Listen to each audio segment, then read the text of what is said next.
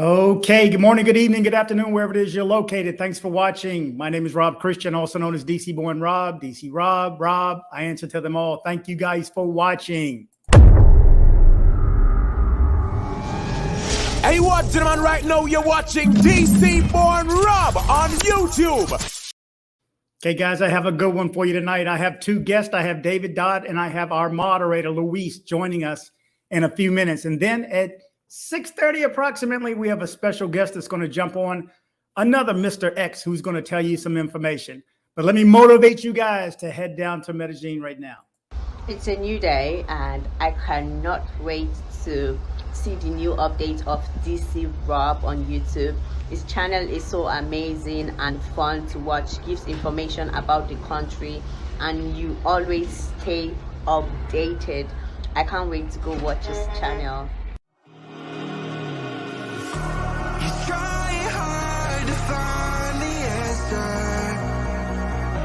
When no one knows how it feels between disasters, it comes and goes. The life of dreams is moving faster, and no one knows the constant fear of what comes after. We'll never know.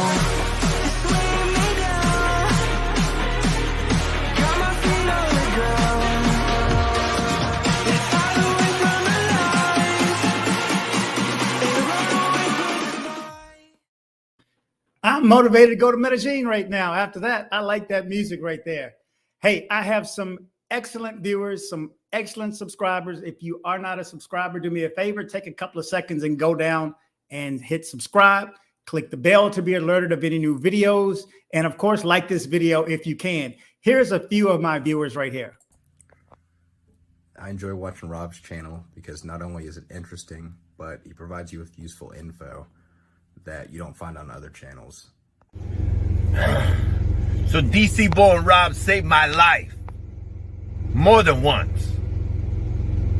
DC Born Rob, I love you, man. I watch DC Born Rob because he's a great resource when you want to get your foot in the door in Medellin, where to go, who to see, who to use. Safety is key when you're going over there as an American, and you learn this stuff from guys like Rob that take the time to put out videos. Thank you, Rob. Listen here, young brother. You doing all right, man. We appreciate what you do. You are all right. Out of sight. Step to the side. Lots of might. Now kick that. I tell you, I have some good viewers. Hey, I am now on social media. I went and took the time to hire somebody to set up my social media for me. So look out for me on Instagram, TikTok, and Twitter. The information I will scroll shortly. But last video for you before we start, as people roll in, I have 22 people in the room. As you join, do me a favor, hit like. Join me on social media. I am DC Born Rob Official on Instagram. I am DC Born Rob Official 1 on TikTok. I am DC Born Rob O on Twitter. Don't be like this guy right here.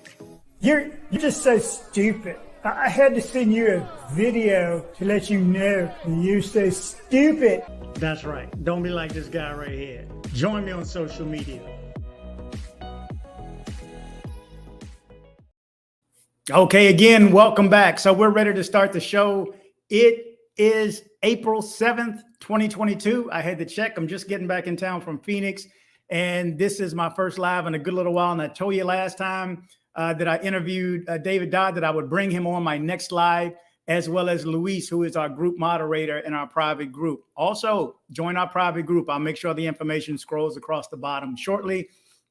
I will answer as many comments as possible. We want to give you the platform to ask any questions you can of both Luis, and I think Luis is there, what, every other month, or every month, every few weeks, just like David lives there. I think Luis is actually there just as much as he is, and David lives there. So we're going to bring these guys on in a second. I want to touch on a few topics tonight. I want to talk about the slap. That's right, the slap heard around the world. No, well, the slap heard all around Colombia.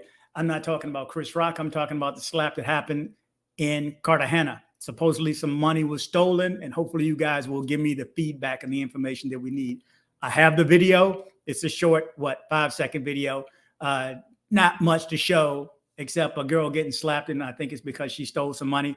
I also want to go over some possible jewelry choices before you go down. Something leather, something that doesn't sparkle, that doesn't shine. Can't wear this in Colombia.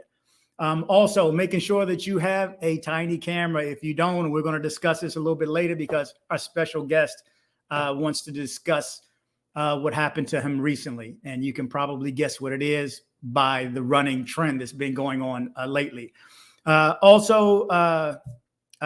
need a Twitter post reposted. This will be in the description of the video, and this will be for the brothers in Ecuador. And you must be familiar with the brothers in Ecuador, the Stephenson brothers. If you are not, go back and look at some of my videos. I've done quite a few.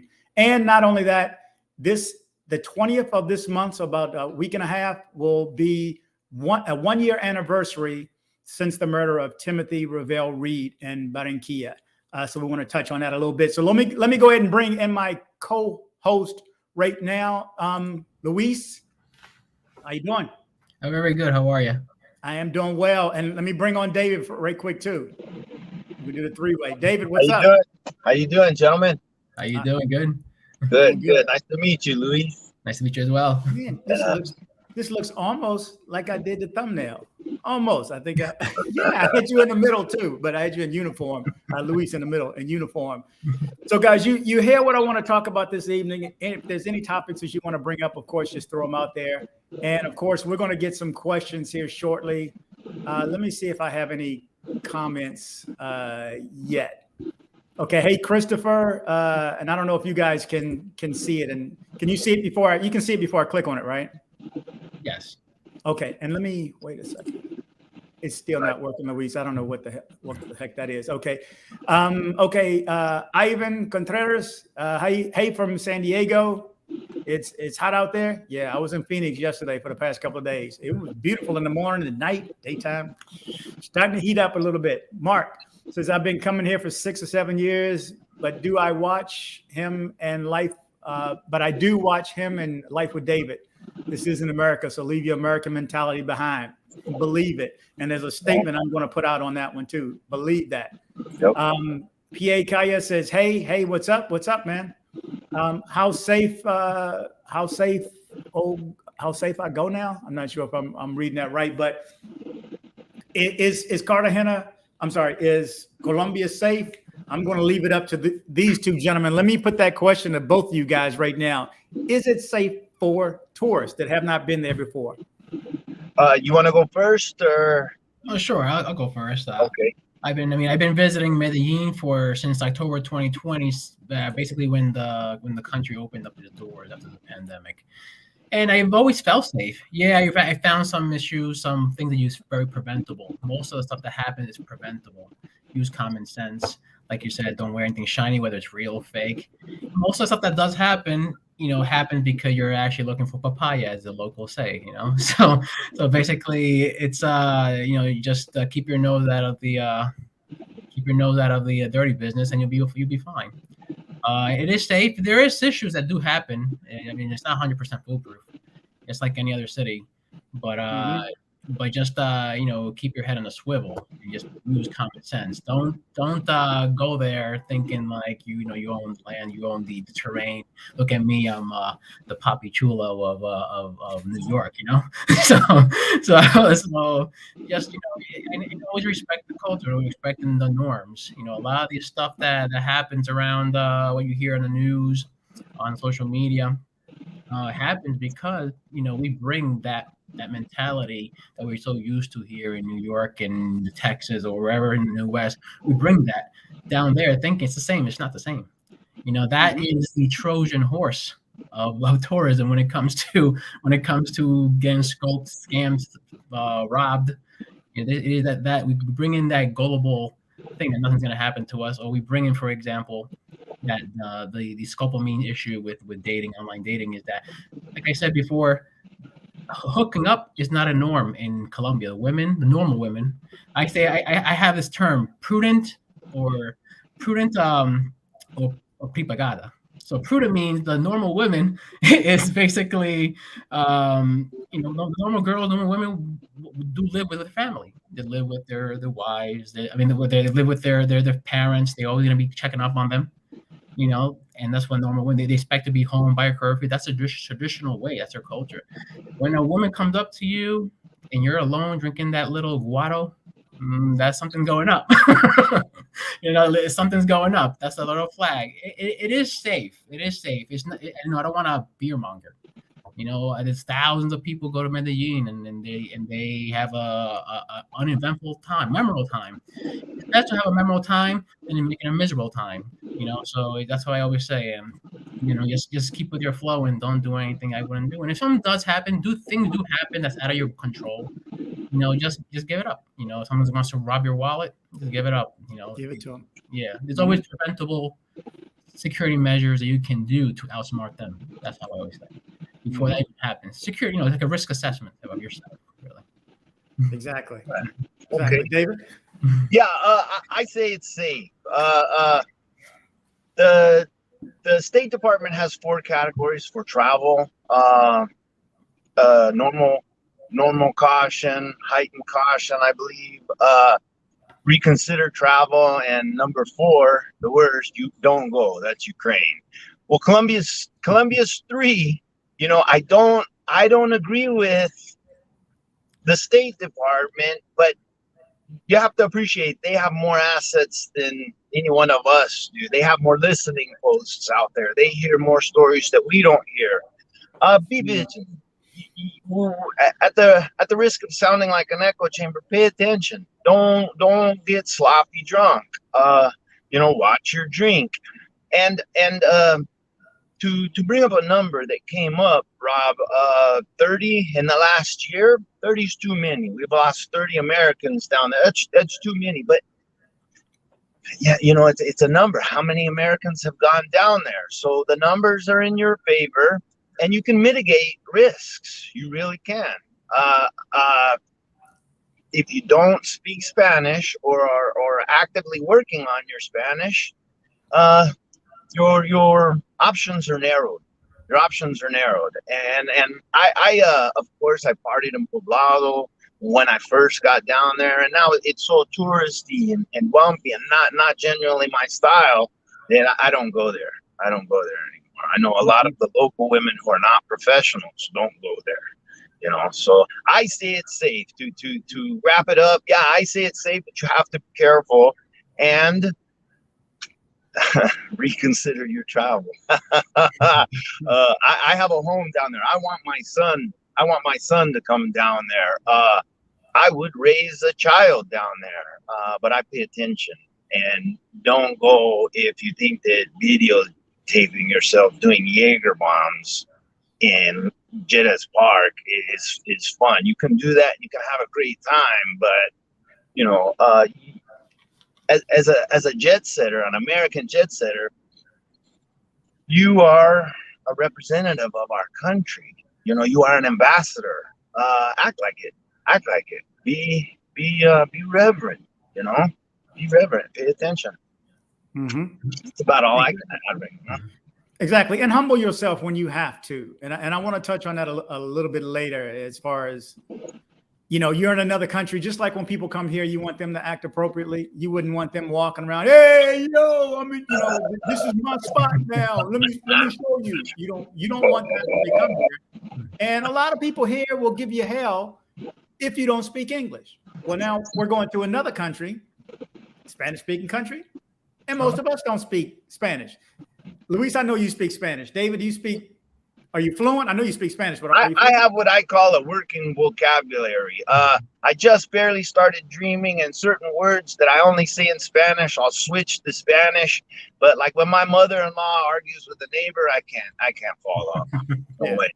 It's going fast. Yeah, remember that, Master Spacio.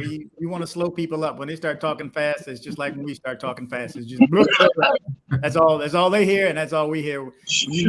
one word, and then it just all like it's like a 20-minute long word. Sure, So, sure. yeah, but be understood. I'm not fluent. I'm nowhere near it. I mean, I say I'm 5 to 10% of where I need to be fluent, but I'm understood. I can speak it. I won't get in a jam. You know, if I get in a jam, hopefully I can talk my way out of it. But I hear people complaining about gringo prices, and I'm going to tell you, my personal belief is gringo prices are tied into the fact that you don't speak any Spanish. So they see you coming. You agree with that one? Absolutely. Oh, definitely. Absolutely. Yeah. So don't get the gringo prices when you complain about the gringo prices and you don't speak Spanish. That's what. How are you going to negotiate? If you don't speak, you know, I go to Guatemala and they say, okay, it's 10, whatever it is. It's 10. I want it. Well, how about 5? Okay, well, 7. Oh no, I'll give you 6. That's all I got right here. 6. I mean, you negotiate, but if you can't say uno, dos, or tal vez dos. I mean, if you can't negotiate with them, and well, you know, you're gonna get gringo prices and then complain about it. Sure. Pretty much half of the world is a lot of haggling. You know, you go to Mexico, you go to Morocco, it's the same thing. There's no set price. You want to buy a traditional rug in Morocco, you're prepared to haggle. It's not, you know, they're gonna hit you with an absorbent price, but you can haggle your way down. You know, same thing with sometimes, not all the time, but sometimes the taxi drivers. In Medellin, they might do some things, and the first thing I noticed is like, you know, they think I'm straight up gringo from New York. I have no Spanish, and then I play along with it, and then they all of a sudden say, oh yeah, it's going to be 200,000 pesos from the airport to Medellin. I'm like, no, senor, that's not, you know, you know that exactly what the price is in Spanish. It's like 75 COP or 80,000 COP. That's not the way you do it, and then they didn't get the gist of it. I'm like, okay, this guy knows exactly what's going on. Now there are times you don't want people to know you speak Spanish either, so you can listen in where people don't think they're talking behind your back. Yeah, just listen, and when they ask you for money, you say, "I'm sorry, I don't speak any Spanish." I mean, I will in a minute go, "I'm sorry, I don't speak any English." I said that to a kid once that was asking for money. I said, "I'm sorry, I don't speak any Spanish, man." He said, "Money, you have money?" I was like, "Damn, he knows enough to ask for money." He figured that one out real quick. But let me see what other messages I have, because another hopefully. I played the Spanish barrier when my wife has busted my balls. Hey, pardon, you no entiendes, you no hablas English, tonto gringo. And she'll be like, nah, tú entiendes mi perfecto. So it's a great barrier to use.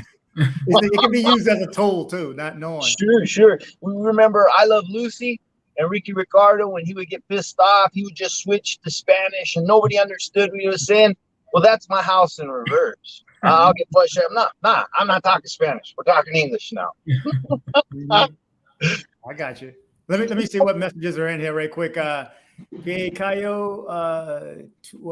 you were saying how you were saying it was safe. It is safe. It is safe here, says Mark Sanchez.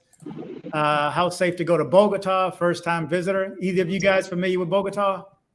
No, I am not. From what I understand from the trends that happen, and I hear whispers in my ear amongst the locals, especially my local friends, my girl that lives in Medellin, Sabaneta. Basically, she tells me the same, and I also, what other locals are talking about is almost consistent. In Bogota, there is a rise. Just, you know, a lot of the news. I mean, we do see a lot of Medellin stuff. I barely see any Cartagena issues, but it happens. But Bogota, there is a rise. A lot of, I guess you can say, the trend of, you know, hit and run robberies where you're sitting on a light, 2 guys on a bike comes up and robs you. Mm-hmm. It's kind of a norm. It's expected, and the cops are always on look on actually stopping people with whatever motorbike that has 2 guys on a motorbike. They'll stop him. And there's a long line of people being inspected. But there is a slightly rise. I wouldn't say it's enough to dissuade someone from visiting Bogota. It's just a trend that you need to keep aware of. Simple awareness. Yeah, it does. There are things going on there, and we know things are going on in Cartagena also. If you, Luis, remember what I sent you 2 nights ago or whenever that was, on the beach, and then, you know, with the catalog and so on. So this stuff is going on everywhere. I think a lot is going on in Bogota because it's the capital. I mean, it's the capital. It's where our embassy is. So if something pops off, we make sure it's news. And by all means, join the STEP program from the department, from the DOT, Department of State. I'm sorry. Louise, can you, I can explain it, but since you work there, how about you explain what the STEP program is? Well, the STEP program is exactly, I guess you can say, is like your own personal intel source. It provides you intelligence. I use the word intelligent because that's exactly what it is: a flow of information, of updates that may or may not affect you as a businessman, or a lone traveler, or a guy on a bachelor party in Medellin. So things do pop up that may affect your travel. It might affect, it might be a roadside blockage due to protests. It might affect you from getting point A to point B to the airport. It might affect you in terms of security. Basically, the STEP program, it just anything that pops up on the radar of the government, State Department, it kind of like they send it out mass. Basically, all the subscribers, they send it out. I guess you can say wide. Anyone who subscribes, basically they receive it, and also it lets the government know that you're there. And basically, if something happened with our natural disasters, even I know Santander has been getting a lot of earthquakes lately, and some things might happen, and that might need government's attention, like evacuation. Then government will know the exact number of Americans or residents that are in the country traveling, and it has a proper assessment of after action activity that they can do. One example is the COVID-19 when it first arrived. How many Americans got stranded in Central America, South America? Many. And because of STEP program, they were able to push out those messages through emails and phones. That includes text, messages, phone call, with instructions of where to go, what to do in terms of evacuating you out of the under the government's expense, evacuating you out safely. But it's very useful. A lot of the corporate bigwigs use it. I know I used to be a intel analyst in the corporate security world, local security. They have same names. And I used to do risk management and intel analysis for the bigwigs. So a lot of these times I will use the information on STEP or even the State Department information. You see security reports. Now give them a rundown of what's the trend that's happening, what's going on, and what location, what to avoid, kidnap for ransom, how high is it?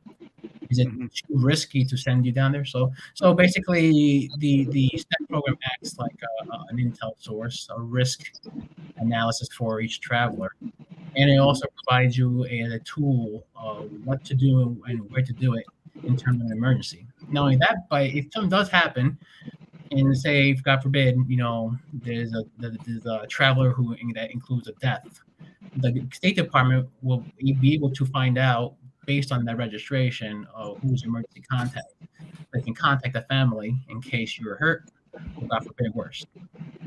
Yeah. So, and there is a link for it. If anyone cannot find it, it should be easy to type in Department of State STEP program. I reached out to the press office of the State Department like a week ago and asked them. The reason I reached out then was to ask them why are scopolamine related crimes not included in their assessment, and the response was, well, it wasn't too forthcoming, but it was basically, go look at what we have and send me a link to what's on the Department of State's website. 2 days later, after I asked that question, they enhanced it by adding kidnapping, I think, or something like that. But they didn't mention scopolamine. Now, remember, when somebody drugs you, kidnapping here in the United States is somebody, hey, either strong arms you or puts a gun on you and says, hey, move over here, and has control over your physical. Same thing can happen there. If somebody drugs you, to me, that's kidnapping because they're making you move around. They're in control of your physical body. So this stuff is still happening there. You need to be aware of it. We're going to touch on this a little bit, even more in detail, as far as scopolamine and getting drugged and getting robbed? And are you even looking at the reports? And I'm talking to the viewer now. Are you even looking at these reports? You sign up for the STEP program and you forget about it, and all of a sudden you get an alert. You get an email and it tells you, oh, watch out, earthquake, or there was a bomb or something. Something blew up around the corner from the embassy. So they put it out right away and said it is, has to do with the protest or something like that. I'm not going to get political or any of that stuff, not even going to touch on that stuff.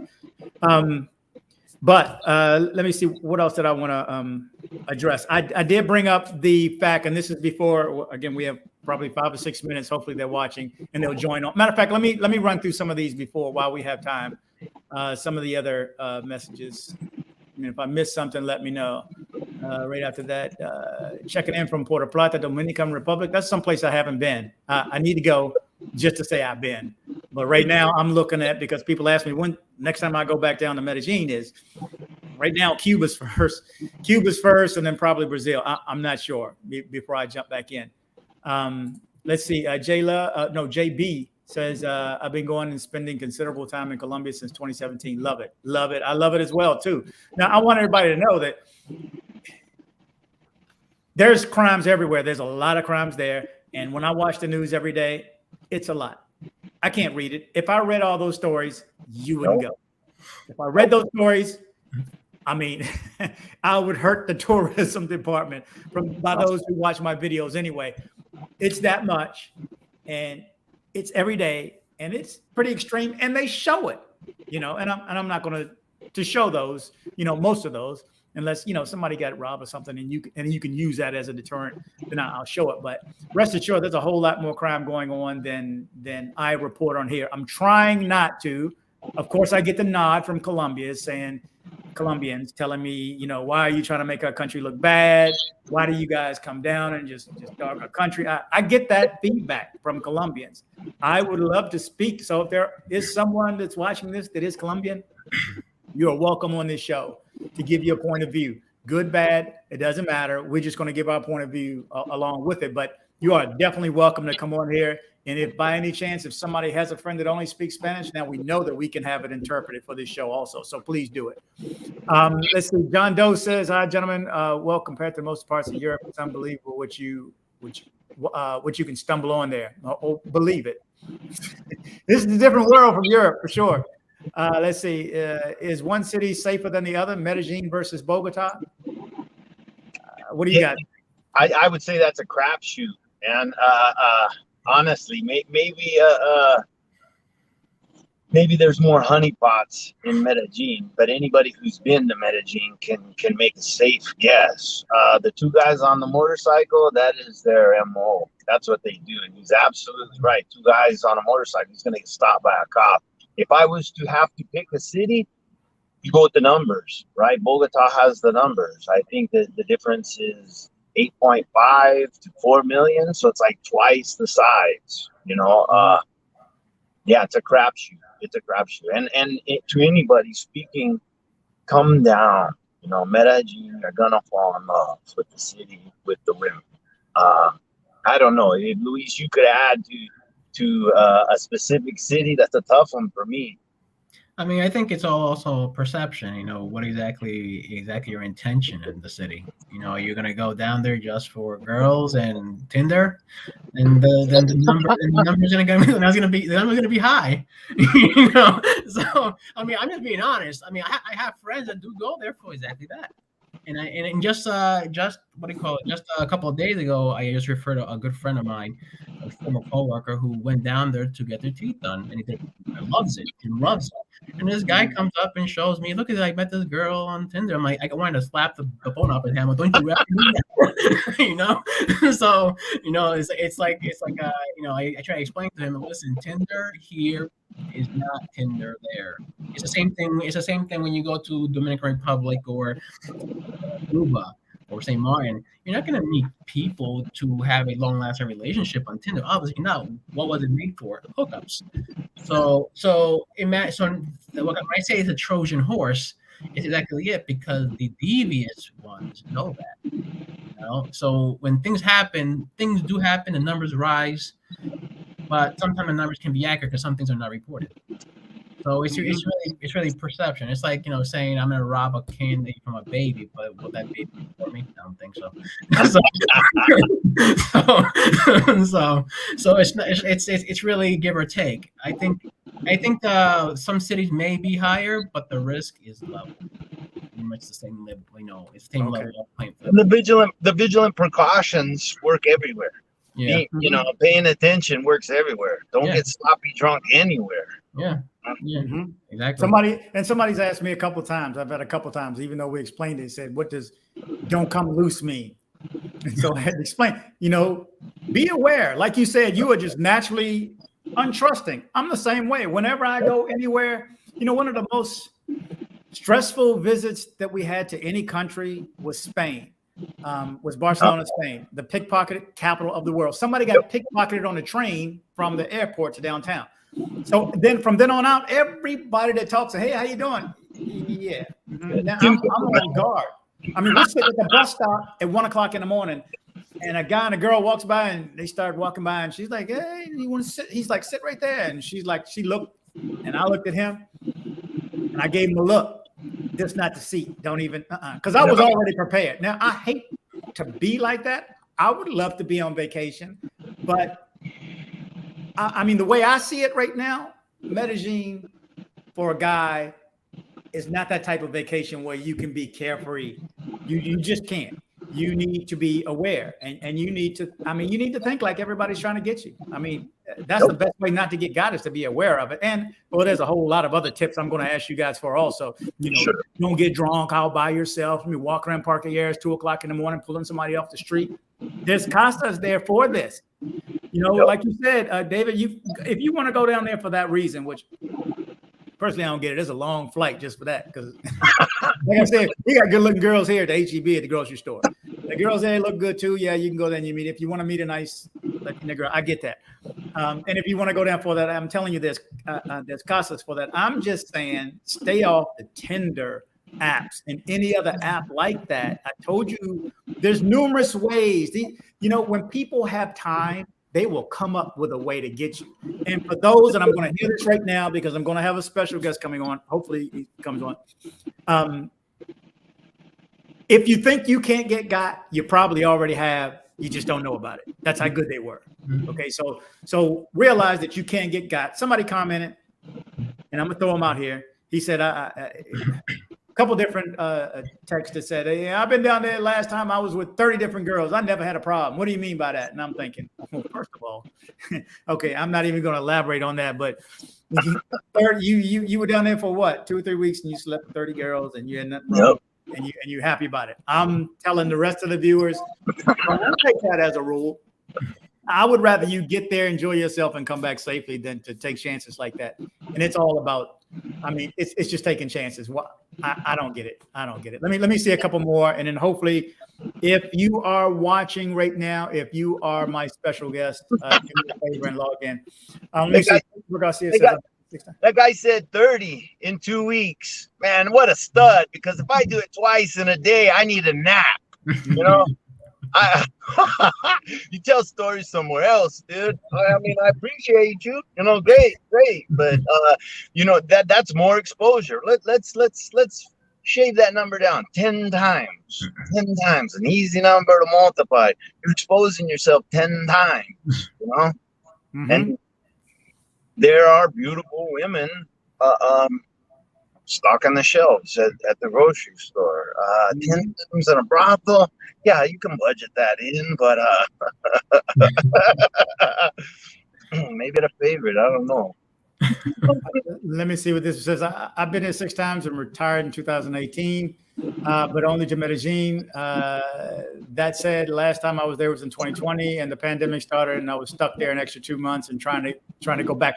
One thing, remember what you posted last week, Luis, about from the State Department? There was a mention in that list from the State Department that said it was like the yearly, whatever that was called, that about 300,000 people, 300,000 Americans or something get arrested per year. And if you get arrested there and you are adjudicated you have to stay here, you're not allowed to leave the country. Yeah. You cannot work. So think about it. So that means your family has to support you in another country because you slipped. Because you thought it couldn't happen to you. And like I discussed with this gentleman earlier, it's not a fact of you being smart enough or sharp enough to not get got. It's at the point, like Rob Lester, the owner of the Sweet Georgia Cafe, said. If you go back and see that video if you haven't, at the point of selection, it's over. At the point of you choosing that girl, it's over. Whether it's Tinder or anything else, or you met her on the street, whatever they say to you, companion, whatever they say to you. What are they saying anyway, Luis? I heard somebody, I've had a couple come up to me. They say something like companionship or something. What are they saying? What do you mean, like they just walk up to you. I know they're working girls. Well, I know it now. When I first got there, believe it or not, I didn't. I just thought they were girls just hanging out on the corner. I mean, honestly. The only thing I know is the key words to stay away from. The moment they open their mouth and say "hola amor" or "hola amor" within the 2 seconds you even know them, yeah, it's time to hit the road, you know, because no girl was gonna tell you, "Hey, amor," or "How you doing?" "Hey, baby," you know. I mean, I never got approached. I mean, that's because I'm always hanging out with this lady friend down there as well, you know. So she's very protective. I hear that from everybody there. So, David, I'm sure your girl is the same way. She's not going to let anybody bother with. Yeah, no way. Have any issues. Yeah.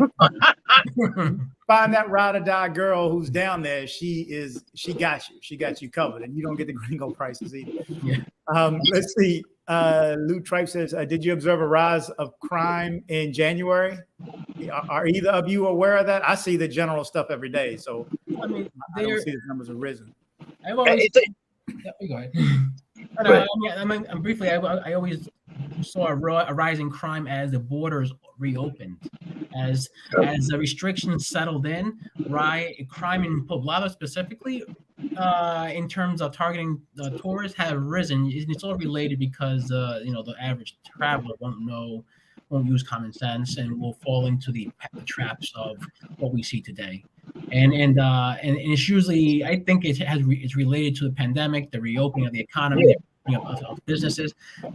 Those people that have been hiding and due to forced shutdown and forced quarantine are coming out, and I think they're a little bit more desperate nowadays now. But it's due to the pandemic as well, and also the increase and influx of tourists are coming in. That's also having an effect on in terms of crime rate. Mm-hmm. Okay, David. Yeah, it's a recipe. It's a recipe. The pandemic, the lockdowns economically hurt the Colombian people. Venezuela imploded.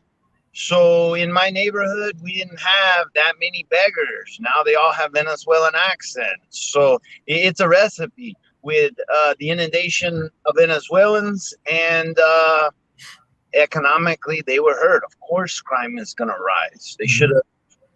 I mean, whatever. Hindsight is perfect, and nobody knew what we were dealing with. So I tried to give all governments a pass. There was no blueprint, but what they did hurt their people, hurt our people, hurt their people, and Venezuelans. I mean, can you tell a Venezuelan accent yourself?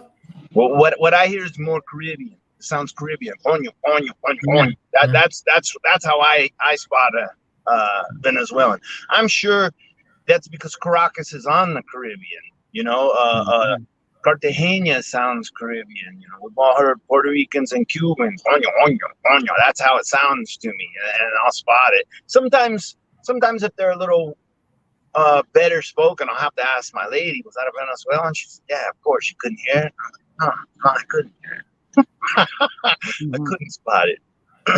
Well, they certainly can pick me out anyway because I have a different dialect, a different. If you're not from there, yeah. Yeah, but I can tell a female or anyone, especially a female, when they speak Spanish, they are indeed from Medellin, and they draw out that last word, that last letter. Yeah, so they draw it out, and compared to someone from Bogota, it's different. So it's totally different, and there's like dozens of different accents and dialects in Colombia. But Medellin, I definitely know how to identify. And islands are different. Yeah, Medellin has its own unique accent. Definitely. And Absolutely. it's fast too. Yeah. Yeah. You really have to slow them up. Okay, Linwood says a great content. Thank you so much. Thank you for everybody who has donated to my channel also. Excuse me. Either here or in on the page or even via Cash App. Much appreciated. J Love says, ¿Qué pasa, Rob? Oh, ¿cómo estás? Todo bien, todo bien. J Love is, I think he's in America, but he's from there. So he's got an insight. I've been trying to get him on for almost 3 years. Jay, he knows I've been trying to get him on for a while. My question as a Colombian-born American, a question as a Colombian-born American. Obviously, some Americans are inept with when it comes to news and history. Why do they tend to believe Colombia is a crime-free utopia? Well, I will tell you this. If I say Medellin is great, it's beautiful, it's wonderful, I get the comments, you need to tell people the truth. If I tell people about this got robbed, that got robbed, you got a scammer, I'm saying too many bad things. Yeah. So, I mean, I'm not going to win either way. But I do what I can to make sure that people stay safe. Number one, I want you to travel because I think it changes who you are for the better. But and you need to learn other cultures. Get outside of here. It changes who you are. And I think I have John Doe coming on in a second. But let me see if I can get through a couple of these very quick. Northern area of Bogota is safer than the southern areas. Okay. J Love says Bogota, stay away from Bosa, Soacha, Ciudad Bolivar. Don't be wandering around at night alone. Avoid the south. There you go. So for whoever asked that question about Bogota, there it goes from somebody who's from Colombia. Pierre Calle says, think of Chepenado or Rosa, not anywhere south. Thanks. J Love says, of course, what I'll tell you, the top 3 things you need to do before you go there. Learn Spanish, and learn Spanish. Learn Spanish and watch the local news in Colombia. Unlike the other states, the news is pretty accurate. Noticias Caracol and Telemedellin.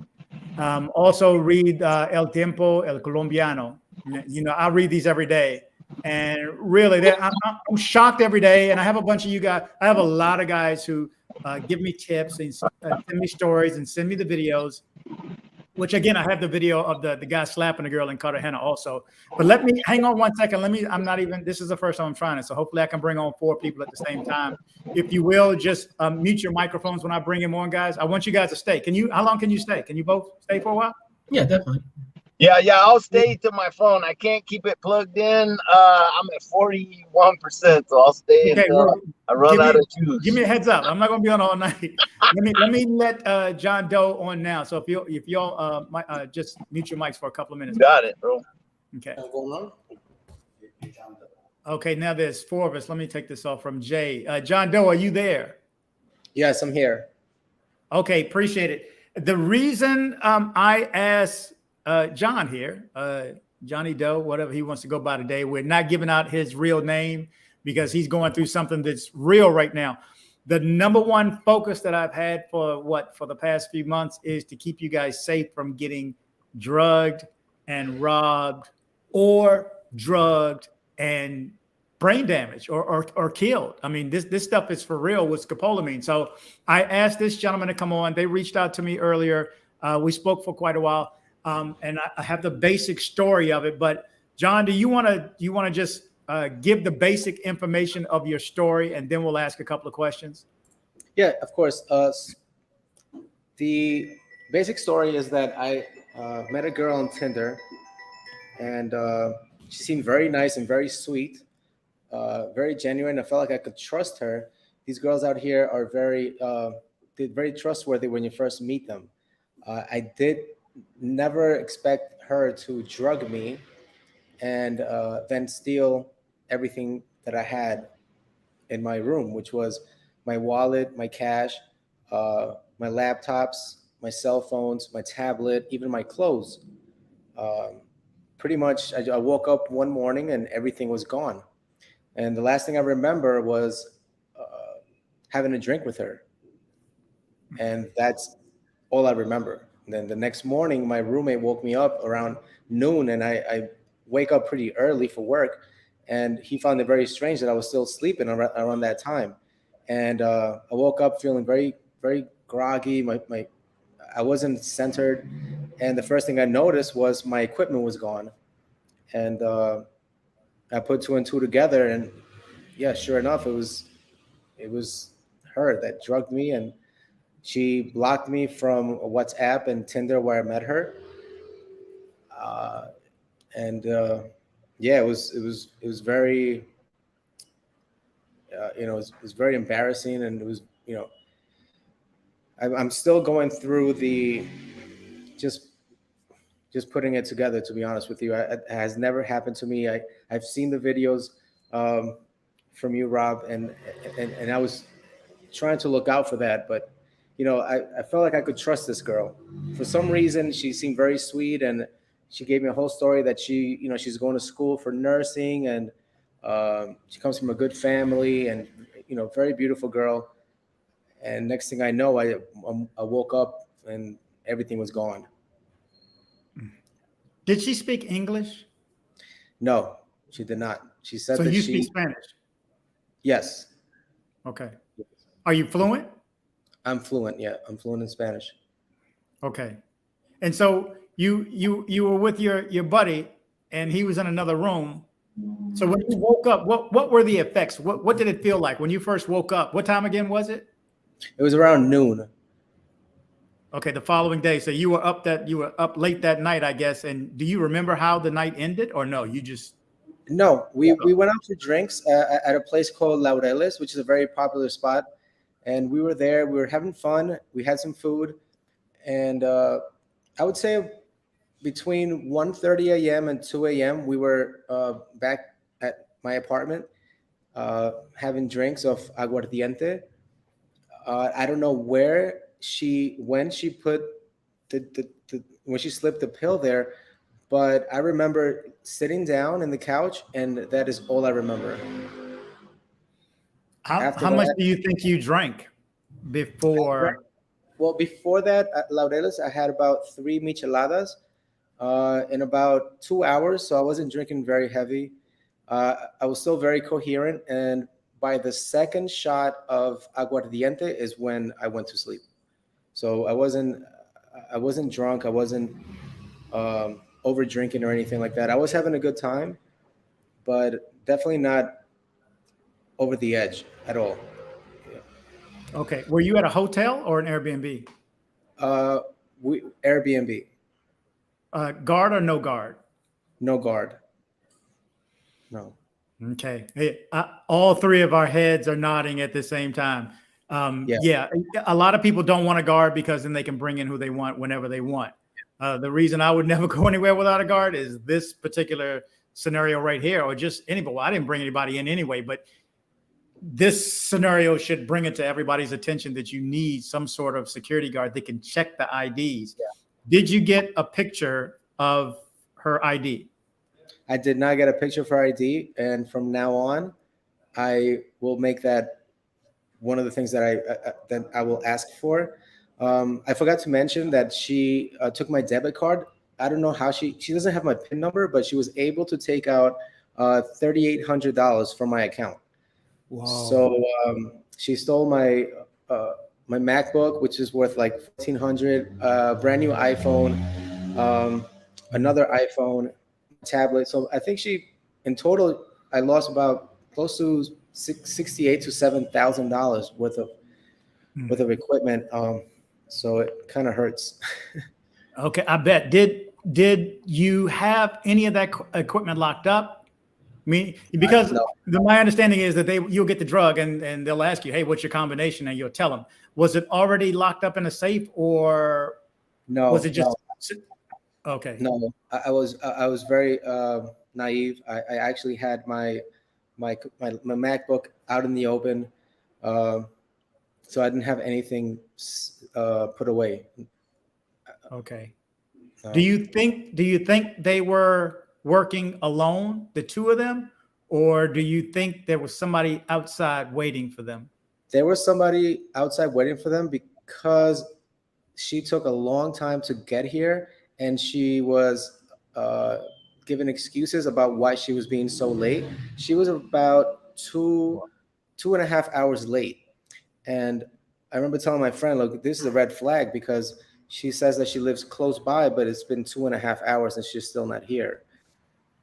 We still waited for her, but she said her cab dropped her off a block away from our address, and that she had to walk a block down. Now, in retrospect, now that I think about it, well, I guess somebody dropped her off and they didn't want us to see the car that she was being dropped off in. Yeah.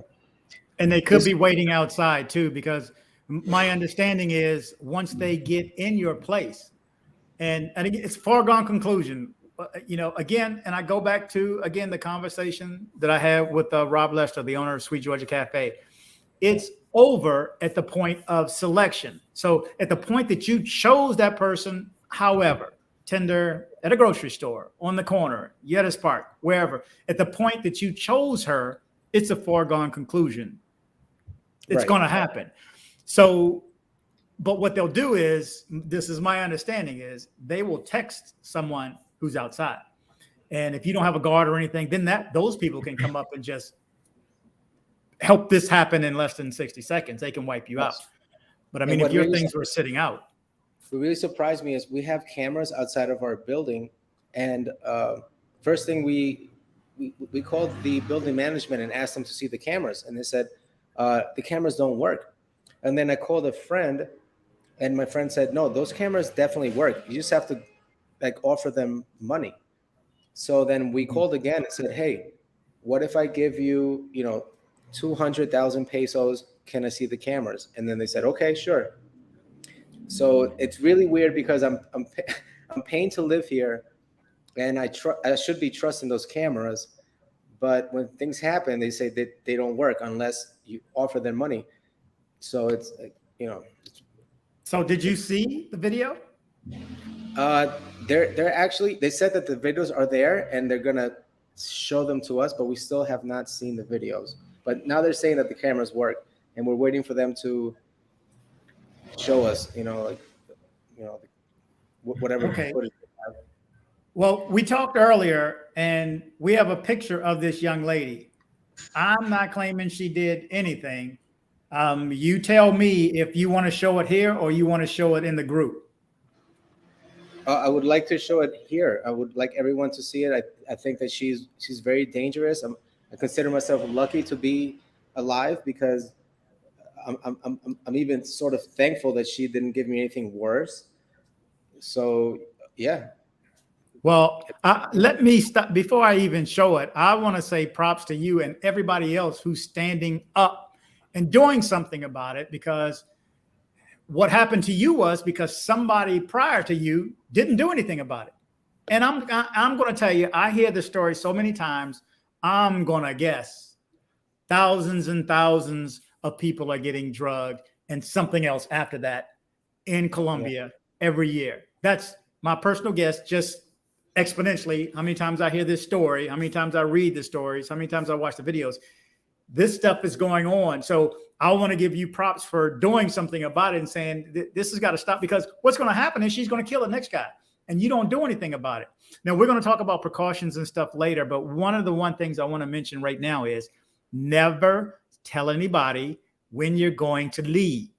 Okay. Never give anybody your schedule. Never tell, when you hear, I'm leaving Friday.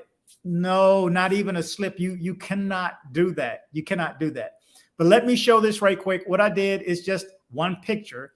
So I've taken the picture, blew it up, and then I blew it up a little bit more. I had to put it in a video to show it right here. So like 15 seconds. Let me show it right here. I'm not claiming that she did anything.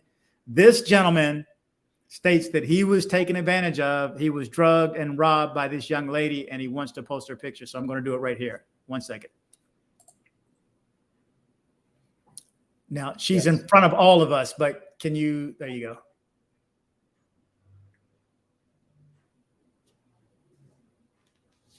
So they can look sweet. Could you guys see that? First of all, I want to make sure you saw it. Okay. you know, somebody can look sweet, but there's always more to it. They are professionals, just like I did the video last week about the balls and one ball and cups. They're all working on it together. The deception is you think that she's by herself and she's a sweet person. I'm telling you, they're good. And if you think you can't get got, you already been got. You just don't know it. You just don't remember it. Maybe you didn't have it. Really, very, very sexy. They talk very well.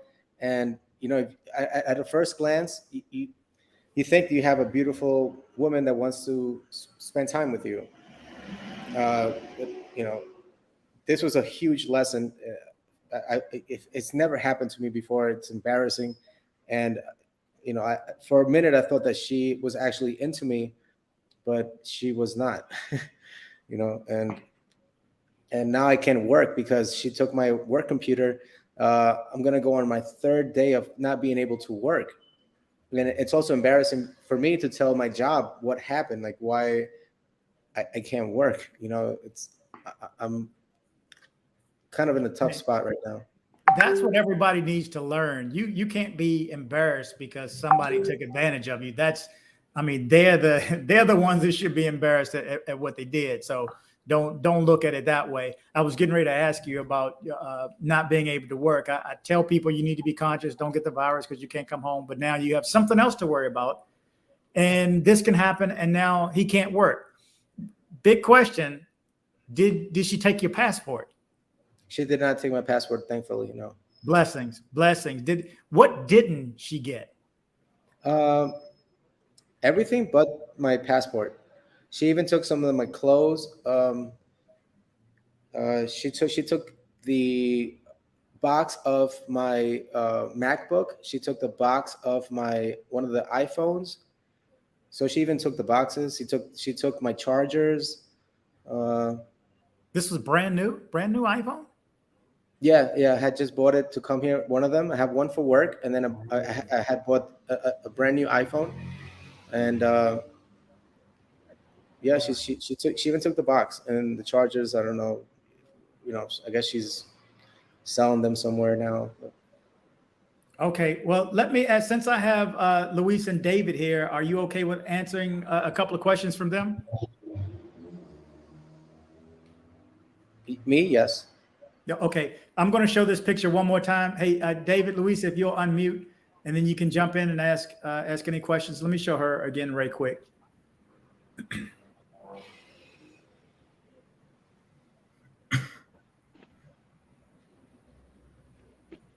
There you go. Okay, Luis, David, did you have any questions for John Doe? I don't have a question for him per se, but I would like to let you know you did the right thing coming forward, putting her on blast, showing a picture of her. I believe you. I feel for you, man. You got off easy. You're alive. You're still a U.S. citizen, and you can repair. I believe in karma, you know, and the wall comes for beautiful women, you know, no matter what, you know, socioeconomically, you have the advantage. I feel for you, brother. I do. I'm sorry you went through this. Thank you. It's a big lesson, and at first I started feeling comfortable here. I've been here for about a month, and I plan on being here until. You're going to be there until you're going to be there. Hang on a second. Yeah, okay. You're going to be there. You're going to be there as long as you need to. Yeah. And don't tell anybody. So yeah. You cannot be too comfortable out here. You know, what this has taught me is to always remember, keep in mind, like where I am, and I'm not back home. You know? Mm-hmm. You know, now, you also told me, John, that you're from a major city. I know where it is. Don't say, but he's from a major city, so he's aware of consciously, you know, paying attention, keeping his head on a swivel in the city that he's from, that I'm familiar with. Just like I'm from DC, I'm always aware, and I grew up thinking everybody was trying to get me, so I'm always aware. But I've been got. and it'll probably happen again, unfortunately, some way. Hopefully it's minor, like somebody just took $1 I dropped, but it's going to happen at some point. So keep in mind, it doesn't matter where you're from and how aware you are. I want everybody to understand it's at the point of selection where this begins. This begins from the time that you swiped on that one person that landed and hooked up a date. I did want to say one thing. You said she was late. From what I hear, everybody's late always anyway. Okay, I know you want to say something too. Yeah, she's Colombian. I heard 2 hours late. She's Colombian. Yeah, that's part of Colombia. She also took our house keys, and that was scary. So we the first thing we did was call the locksmith, and we had to pay for. We're staying in a building, so pretty much we had to pay for everybody's keys. So your Airbnb, you had to get a new lock. Damn. Yeah, because she took our keys, and so first thing we did was notify management so they could come and change the locks, and they were fast at changing the locks. But I also, on top of what she stole, I also had to pay for all the keys to get changed, which was about 800,000 pesos. I don't know how much that is in dollars, but yeah. So it was bucks. Yeah. How much did you say? Did you just create that real? I mean, did you just do the math right quick, David? Yeah, 800,000. I would guess $200. Yeah. So wow, that's more expensive than here to change the locks too. Yeah. Jeez. Yeah, and they're probably taxing him because they can. Mm-hmm. Yeah. Yeah, and he speaks Spanish too. So, Luis, did you have any questions? Yeah, like I said, I definitely commend you for coming forward as well. It's not easy to come on live and explain your story. I mean, a lot of things can go right through your head. I mean, I'm sure sometimes victims, like, in the same situation, are in a state of confusion, trying to process everything. And at the same time, one can feel embarrassed, but there's nothing to be embarrassed about. It can happen to any one of us.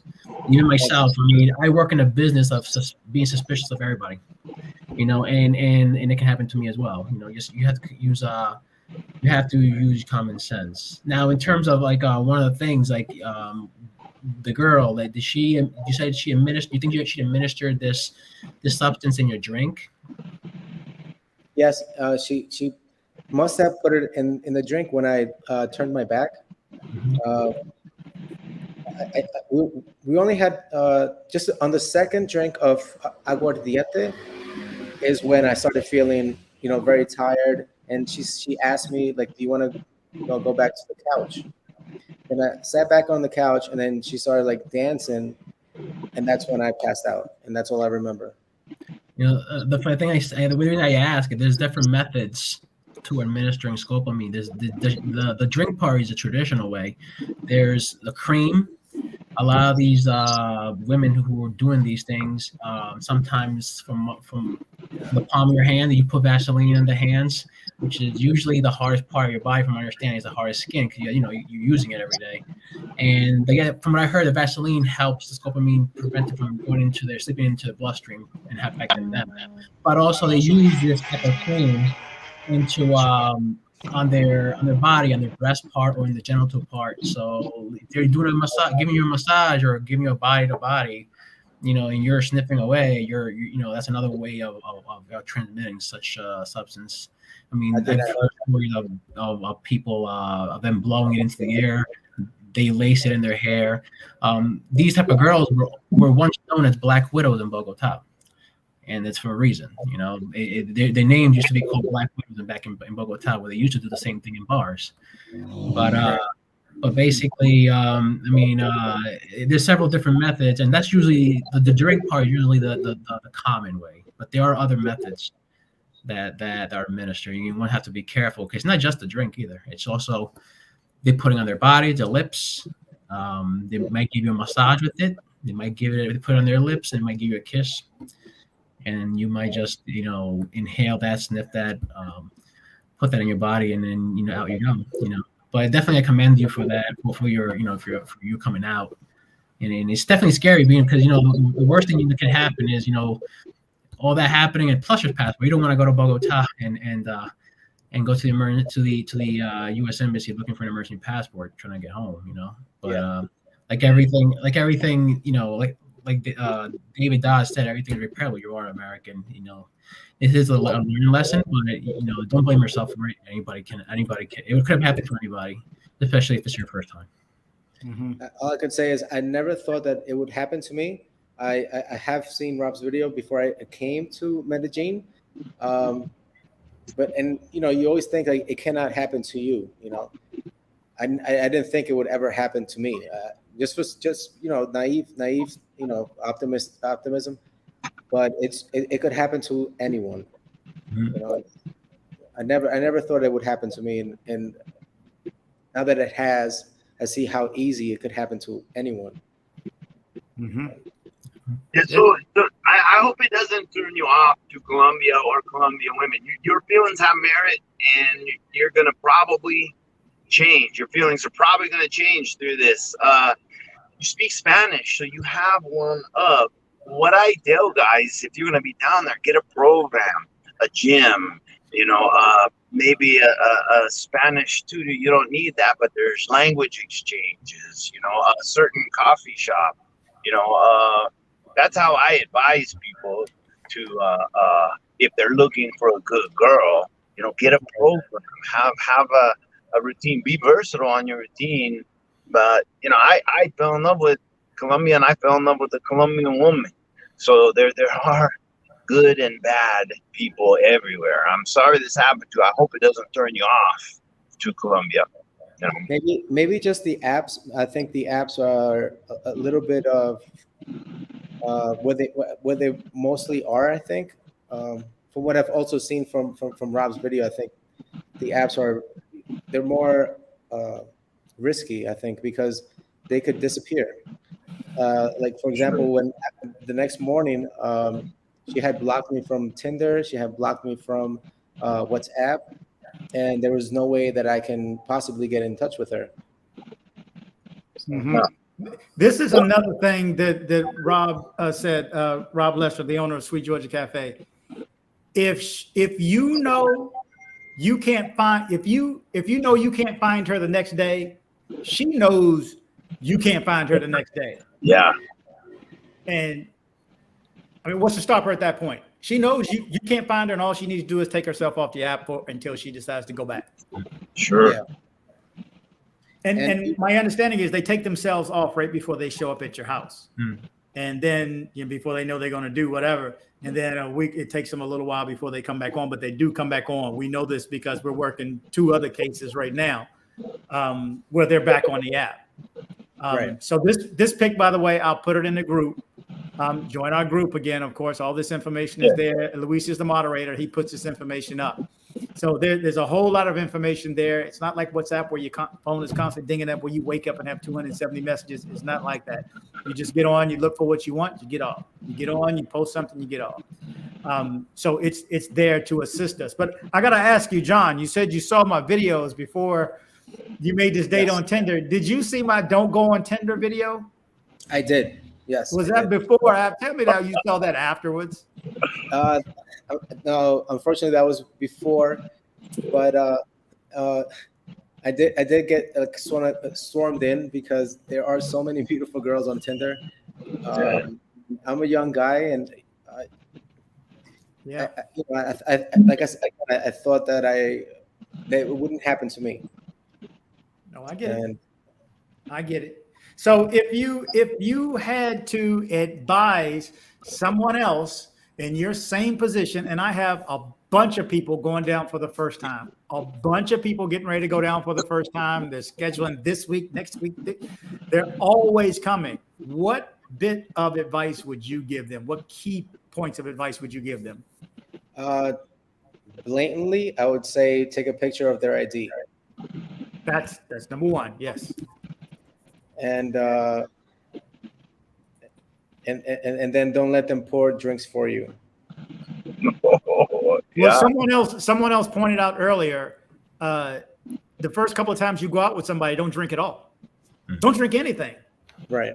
Yeah. I mean, it can still get you, But don't let that, when you know that's what 80, 90% of the way that they're getting you, don't drink anything. Don't drink water, quench your thirst ahead of time.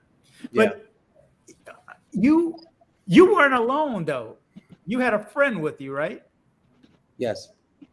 Was your friend with somebody else? Yes, he was with another girl, and so he was with another girl in the room, and this girl and I were still in the bar. We have a little bar here, and we were just getting started. Like she just came to the place, and we were just sort of getting to know each other. And I felt really comfortable, to be honest with you. We had music going on, and her conversation seemed very, very genuine. And I can't lie, I felt comfortable. But, so that's the scary part. So did you all separate, and his girl was just good and yours wasn't? Or No, did the other girl leave? No, he was in the room with the other girl.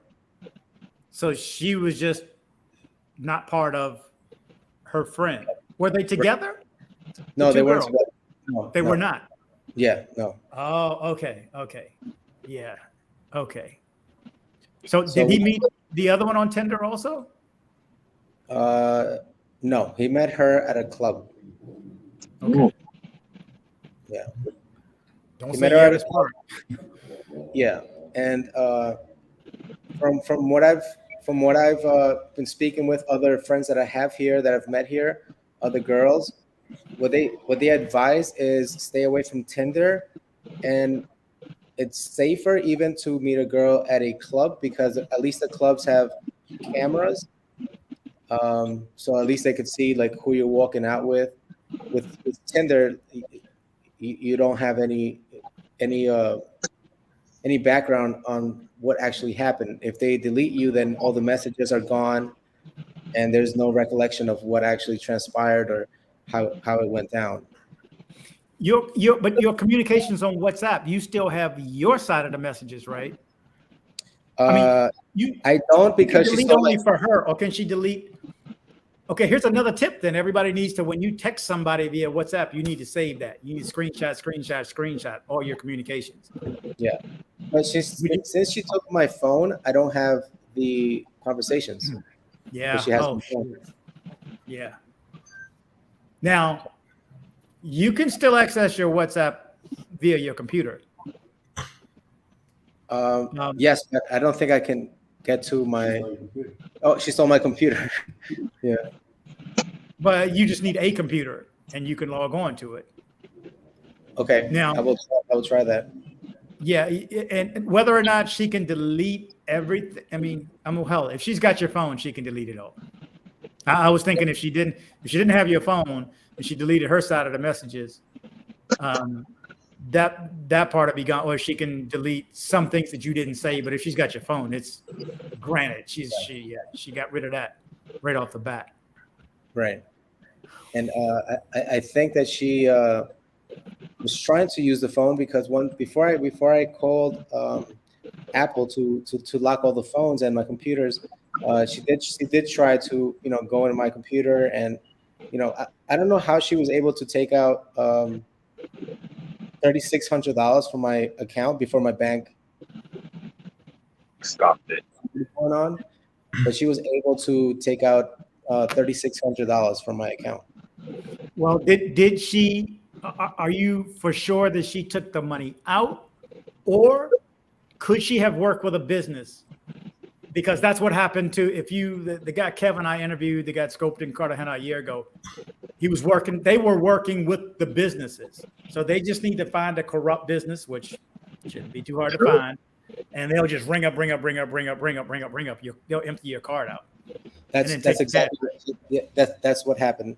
She did one purchase was $1,600, and she made one for $800. Then she made another one for $500, then another one for $400, and then finally my bank realized that something's up. Was it a restaurant? I can't. I don't know yet. I haven't checked. Okay, because I'm going to guess they weren't like regular purchases. In other words, she didn't run out and buy an iPhone She didn't run out and buy something like that. She was working with because this is what happened before. She was working, or they were working with a restaurant or something that just has merchant services. They can accept credit cards, and then the business will give them the cash. And then the banks back them up and say, well, nothing we can do. Yeah. And another point, like we went out for drinks at a place in Jedah's Parque, and we didn't have so many drinks. And then the bill came up to like $500, which is I think like 1.6 or 1.7. Yeah, like it was just insane. They were adding drinks to our bill. Sure. And we were drinking and having a good time, and the next morning we realized there's no way that we spent $550 at this place. It was just me and my friend, and they just ran up our bill. Yeah, this Parque is where I went the first night, and I met one of my viewers there. And this is my last trip, and I had a tequila. We were leaning against the bar, just talking, and I had my shot right here. And all of a sudden, the girl came up, and I go, "Whoop! There goes that drink." Wow. Bartender, can I get another one? I need to get the hell out of here. I was so paranoid because I'm not.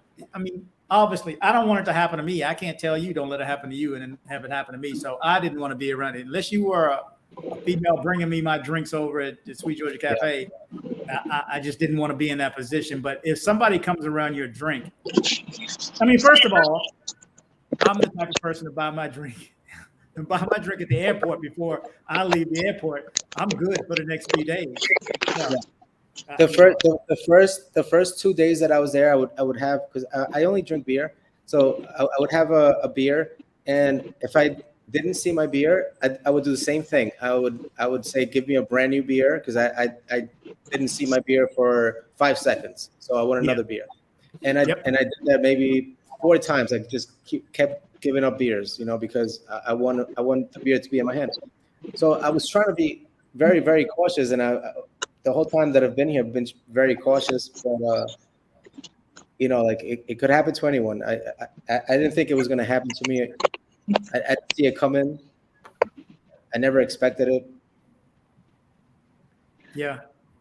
It is. I mean, what happened to the drink? If you think it was the drink when you came to, first of all, when you came to, how did you feel? Were you sick, nauseous? I was very dizzy. In the morning, I was very dizzy. I was wobbling around. I kind of felt like throwing up, but I didn't throw up. But I kind of felt like I needed to. Mm-hmm. And I just kept drinking water, and I was kind of offbeat. Very tired. Were you unstable? Were you unable to walk normally? Yeah. I was wobbly. I felt weak. It took a couple of hours to actually kind of sit down and think straight. Okay. And also, I was in shock. I bet. So if you think it was because of the drink, did you keep the drink? No. You threw it out? Yeah. Did you get it tested first? No. Okay. Did you see a paramedic? A paramedic? No. Yeah. Okay. Well, we're at the point right now where you're trying to do something about it, and you're trying to encourage others who have been in this same situation. And I can tell you, it's a lot of people. It's a lot of people that this has happened to before. So what message do you have to all the viewers who are watching right now? We have 80 people in the room. Do me a favor, people, hit like on your way in or out, or one of them. You can hit like and then come back to the chat if you want to leave it, because we won't want to look at the messages, which are piling up right now. But what advice would you give to anybody else who's coming down for the first time? Again, keep in mind, there's people that stay on this live from they came on at 6, and then they'll stay on for 20 minutes, and there's other people 20 minutes. So the people who were here 20 minutes ago are gone. So to the new people that came on, what would you tell them as far as what they need to do to stay as safe as possible. You can never be 100%, but as safe as possible. Try to control yourself with their sweet talking and how beautiful they are. It's very easy to be dazzled by these beautiful women out here, and also be careful where you are. The downtown parts of Medellin, like Poblado, Laureles, where most of the girls are. Be very careful. Don't trust any girl, even if they're beautiful and they look like they could be your next wife. You don't really know them. They might have people they work for or people watching you. You know, I guess don't fall right into their trap. That's what I've learned. Now you can walk, for anybody who hasn't been there before or who has not walked into Lleras Park or walked into Gusto's, what he's telling you is they all look good. And you know, if you walk in, they're all looking at you. They're all waiting for eye contact. So as you look, oh, no, they're all looking at you. Eyes are looking at you. And there's a reason for that, obviously. And they don't know you, so they don't think there's an intelligent, smart guy. Looks like he's got a lot on. No, they're thinking you have something in your wallet that they need, and it's not even want, it's need. But I wanted to bring up a story because you just triggered something about when you said downtown, the El Centro. I read a story that the girls from El Centro that work the streets in El Centro have moved to Poblado, have moved to Parque. And not only that, they've driven the price down. So there's some head bumping between the high level ones and the not so, because I've seen some, and they weren't high level at Parque. And yeah, it's like it was a new crowd. You could tell. I mean, Lleras Park, I don't know how they do it. How do they do that anyway? David, Luis, do they only let good women in and go, no, you can't come in? I mean, how do they do that in Gusto's to get it? I mean, yeah, I don't know how they rate them. I don't know how the lesser beautiful ones are in Central, and the ones who charge a little bit more money are in Poblado. I don't know the rhythm. I don't know the rhyme. I know they're all beautiful. Not to cut you off, but what I've heard is that they get charged a fee to be able to go into those clubs. So those clubs, they charge them to go in, and they only take like the girls are like the best looking girls, the ones that could afford to go in there. So for the girls, it's sort of an investment. So they have to pay to go in. That makes sense. And it's not a regular cover charge, because I don't remember if you have to pay to get in Gusto's, but guys don't pay to get into, or at least the night I walked in and saw one of my viewers, you didn't pay to get in. Guys didn't pay. So I didn't see whether or not the girls did or not, but they looked like they were going to be there for a while. So I'm guessing they paid. It's like a stage fee. The stage fee, like a strip joint. It's like a stage fee. The girls rent the stage for the night, and whatever they make, they have to give the owner or whatever an X amount. That's true. Friday and Saturday night, you want to work? You want to work? Yeah. Stage fee. I get it. I get it. Well, John, hey, I appreciate you coming on. This is John Doe, and this is recent, right? Your story is recent. When did this happen? This is not even 48 hours ago. This happened yesterday. Tuesday night. And I'm going to tell you guys, it's Thursday night. It's happening tonight. Yeah. It's happening tonight somewhere, because somebody picked the wrong one. And if nothing stays in your head that we said tonight, just remember this.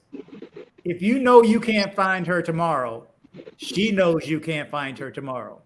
That's a quote from Rob at Sweet Georgia Cafe. By the way, get over to Sweet Georgia Cafe. You want this information firsthand, that's where you need to go. You want some feedback from people like David or Luis, then get in the group.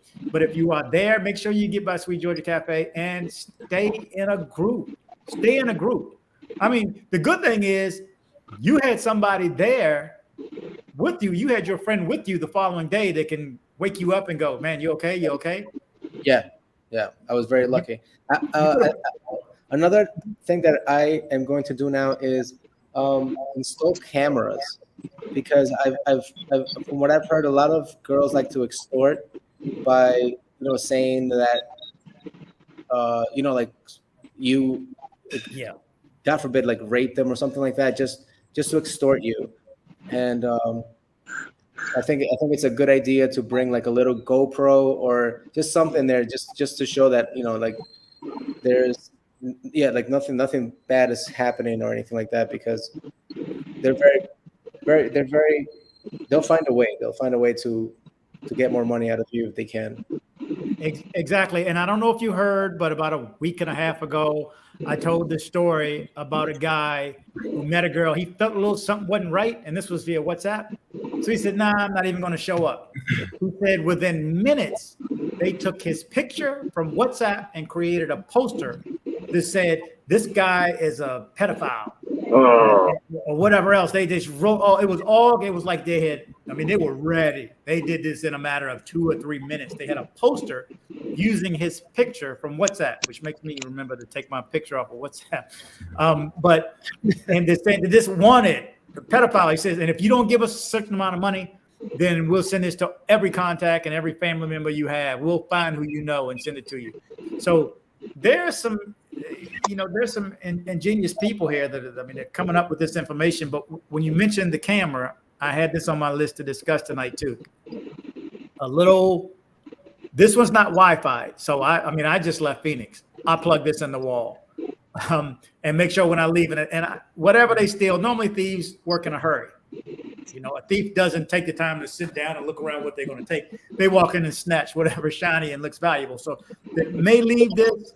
You can always get the clocks too, just like the digital clocks that film doesn't have to be great. It just has to be on that person that's taking your stuff. So make sure that this covers the entire side of the room.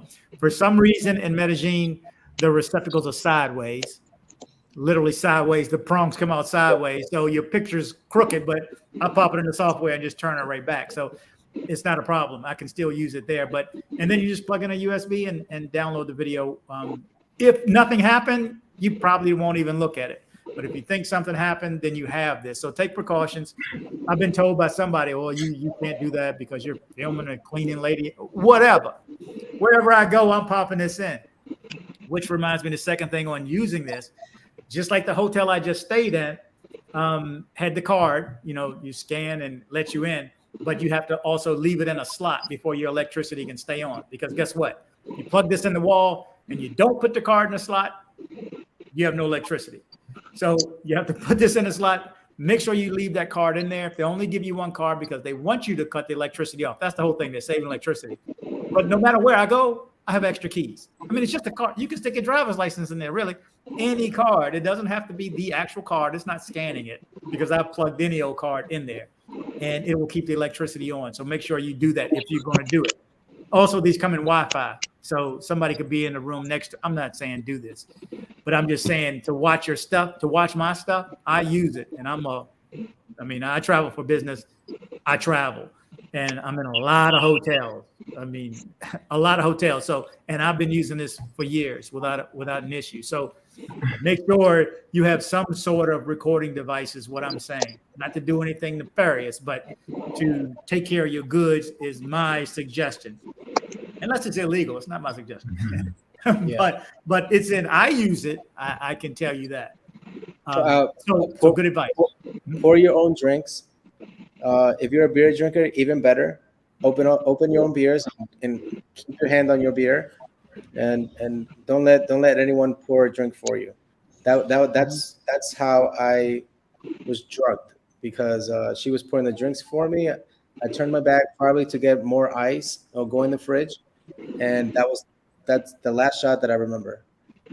And you were drinking aguardiente too, man. That stuff is. When you drink aguardiente, you go. Man. Hey, gentlemen, please let me tap out now. My phone is on fire and I'm on 2%, and I don't want it to cut off on me. Hey, man, much appreciation, man. Thanks for coming on, David. Yeah, I appreciate you having me, Luis. I like the material you put on group. I appreciate you, and to all the travelers, be safe and guard yourself. Thank you very much, fellas. Don't come loose. Thanks, David. Ciao. Bye, David. Ciao. Okay. So, and now it's just us three right here again. So John, I appreciate you coming on. By the way, his name is not J Doe. It's John Doe. He just put himself in. So he doesn't know, so that people don't know who he is. But I want to reach out to the rest of the viewers and tell you, though, if you have had this issue, reach out to me. Send me your WhatsApp number and send me your story if you can. You can do a video and send it to me, a small video, a short video. I think it's less than 25 meg. You can send it through a Gmail. Just briefly what happened and let's talk. But send it to my email, dcbornrobgroup@gmail.com, dcbornrobgroup@gmail.com. By the way, I am behind on letting people in the group. I've been out of town for a couple of days. It's been a challenge, everything that I've had going on over the past few days. So bear with me. I'll be back to it probably tomorrow. And guys, I'm going to leave you with this. I consider myself very lucky that nothing else, something worse happened. I'm almost thankful for this girl to not have given me anything stronger or something that could have really harmed me and caused a huge amount of pain for my family back home. So I consider myself very lucky, just to be able to tell this story, because it could have been very, very tragic, so absolutely be careful out there. Well, again, I appreciate you coming on, John. Thank you so much for telling your story. You have done a service to every other viewer who is watching this right now and will watch it tomorrow and over the next few days, to stay safe. And I hope they heed the tips that you and Luis and David have passed on too. So appreciate you coming on, man. I appreciate it. Thank you, Rob. Thank you, Louis. Yeah, you're welcome, man. Okay, take care. I want to switch subjects right quick, just briefly about the slap that happened in Cartagena. Are you familiar with that, Luis? I haven't heard from it. Do tell. Yeah, the guy that it's a brother too, black guy, a couple of them. This is the story that I hear. I don't know if it's 100% or not. I have the video. Yeah, I have the video. How can I? It's like one of these in the middle of the screen, so But anyway, so supposedly they had a couple of female friends over to their place. This is the story that I understand. I'm not saying it's, again, I don't know yet. So that one of the guys put some money on a table. He had some money sitting on a table, and evidently one of the girls, two guys invited two girls over. Same scenario as John a second ago, and one of the girls took the money off the table, and evidently he wasn't happy about it. Let me show the video right here. Ken, I'll kill you. Ken, please. Ken, please. Ken, I will kill you. Ken, I'll kill you. Ken, please. Ken, please. Ken, I will kill you. Ken.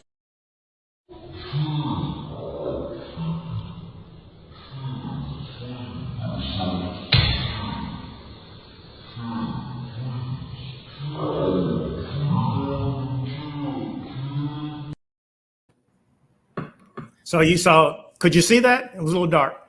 Yeah, definitely. I mean, a lot of things could have gone wrong just with that little snippet of video. Yeah, that little snippet. I'm not sure what I'm not sure. Is there a cameraman recording this? Is this a set? Well, supposedly it was the girl, the other girl. Okay. Was recording them as that happened. That's what the story is. And there were a lot of notes that were posted on social media in Colombia that says, we know when you're leaving, we know where you're staying, don't think you're going to leave. So I don't know anything about the story. I want to take that to the audience though. Oh man, I have a bunch of comments. I'm going to try to run through. Hammer time, what's up, man? When it comes to safety, common sense goes a long way. Hammer Time has been with us for a while. Hammer Time walked with me the last time I was there too, so I appreciate that. He is true. J Love says, perfect act so oblivious when it comes to Colombia. They judge Poblado and Laureles in Medellin and the clock tower in Cartagena as a whole. Colombia is a dangerous country, especially on the coast. Now, again, J Love lived there. He's from there. Dane says, I think Cartagena is safer than both Medellin and Bogota. Posible. Theo says, salute to you, Mr. Rob. I love your content. I tell you, been to Medellin and Cartagena 6 times each. I love them both equally. Good deal. Tribability. Just got to know how to scan girls. Okay. If you're good at this type of scanning, I'm saying you guys need to be careful. You need to be careful. I mean, they have time to work on this right now. If you're scheduled to go next week, they're right now waiting on you. They're plotting and planning. Mm-hmm. And all we got to do is get this one guy to go swipe left or right or whatever it is, or up or down. One important thing I actually realized I forgot to mention is that when John Doe mentioned about his debit card being used and the X amount of money withdrawn, when you use your debit card in Colombia, the password, the PIN code doesn't work. It works as a credit card. So when you go buy your $200 grocery, which I do sometimes, when I stay with my girl down there, I get, I buy a month's worth of groceries or whatever as a form of thank you. I pay when I buy clothing. There's no PIN code. Well, here it's like if I pump gas and I say I want to do credit card, I can use my debit and say credit card. There's 2 sides. But when I do that, I have to put in the zip code. Do you have to put in a zip code there or no? No. It's just put it in and that's it. In and swipe out. And that's why I'm planning to actually create a safety guideline or a what to do list if you do decide to meet a Tinder girl and invite her over to your place. I'm actually in the process of writing that up and post it in the group.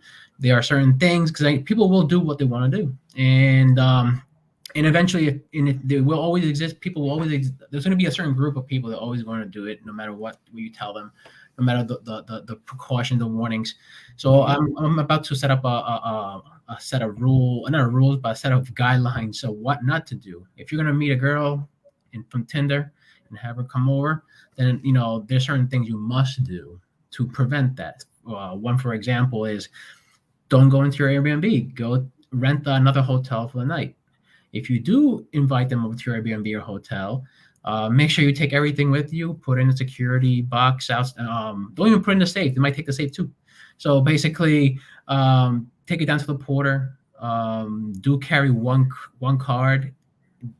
Transfer a limited amount of money into that one card. Leave the card, hide it somewhere, hide it down the porter. Let the manager know you're keeping it with them. Stuff like that, and because people will do what they want to do, and it's unavoidable. It's impossible to get through a lot of people and tell them they avoid Tinder. But and someone I think someone in the group said something about thirst. Get your thirst control.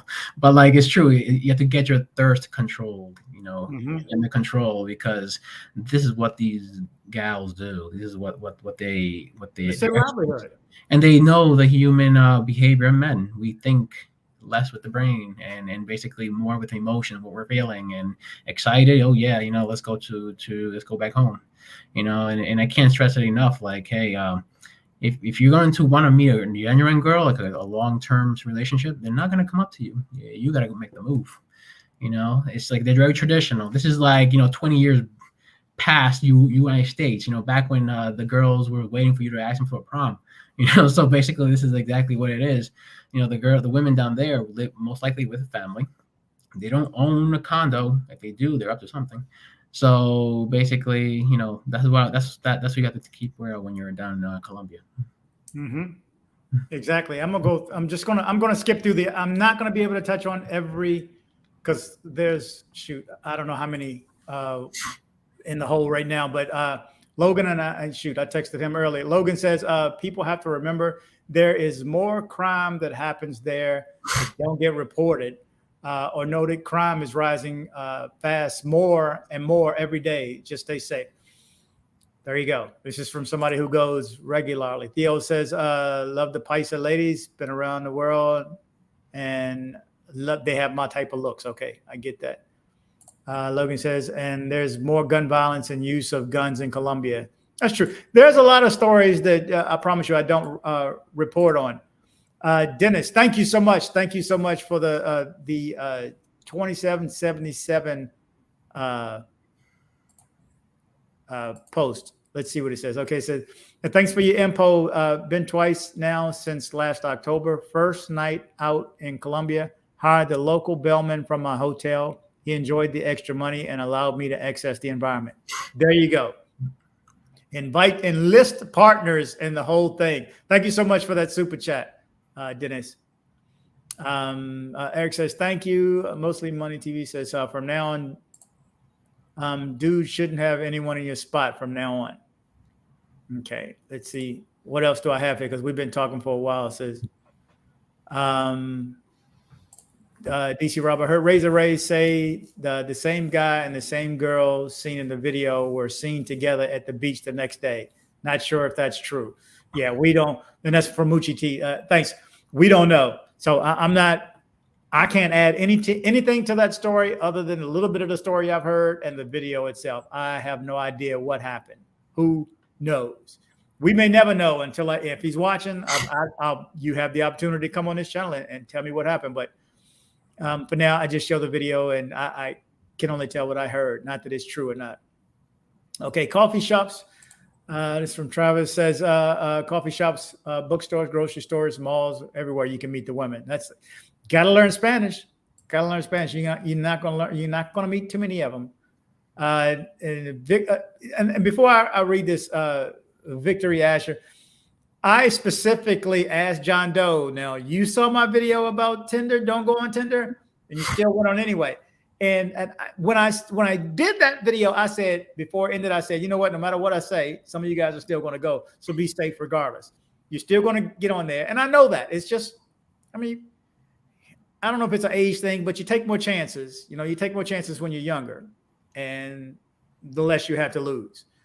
And so it's normally a younger thing that people take more chances, but you live, you learn. I've been through it, and I had to go through it, and I'm still going through it. Victory Asher says, never use Tinder, never will. Oh, never use Tinder, never will. I closed my Cupid accounts. God willing, I'll never get a date online in Colombia. Believe it.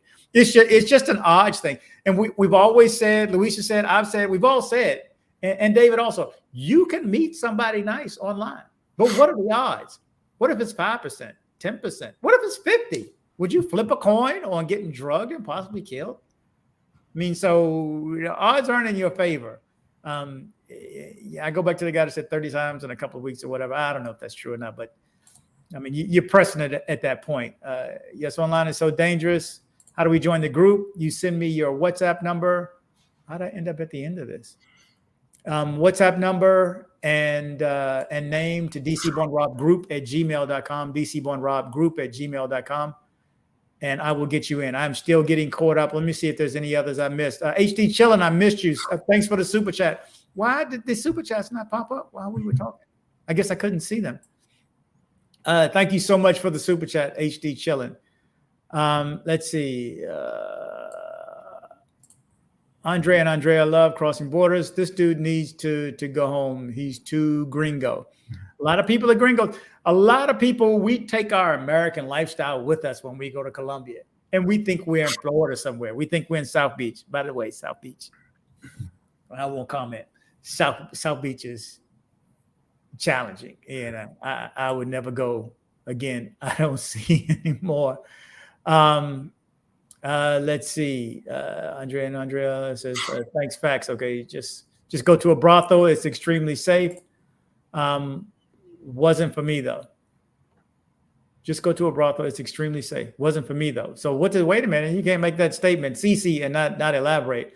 If you pop in at the beginning, pop in at the end, I'll get it. I'll scroll down in a second. Stesworld says iPhone are hard to unlock. Okay.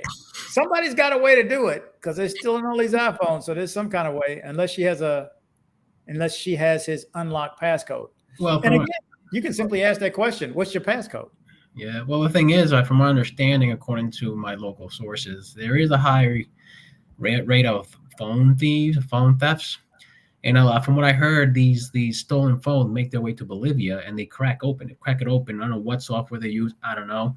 And then they make their way back to Colombia, to Venezuela, to Ecuador, and they sell it on the street. And that's from what I heard at various locals that that say that they makes their way to some sort of a source in Bolivia and they manage to crack it open. But you don't have access to your information. It's just they completely reprogram it. Mm-hmm. Yep. There's it must have just popped me to the end. There's a whole lot. Yeah.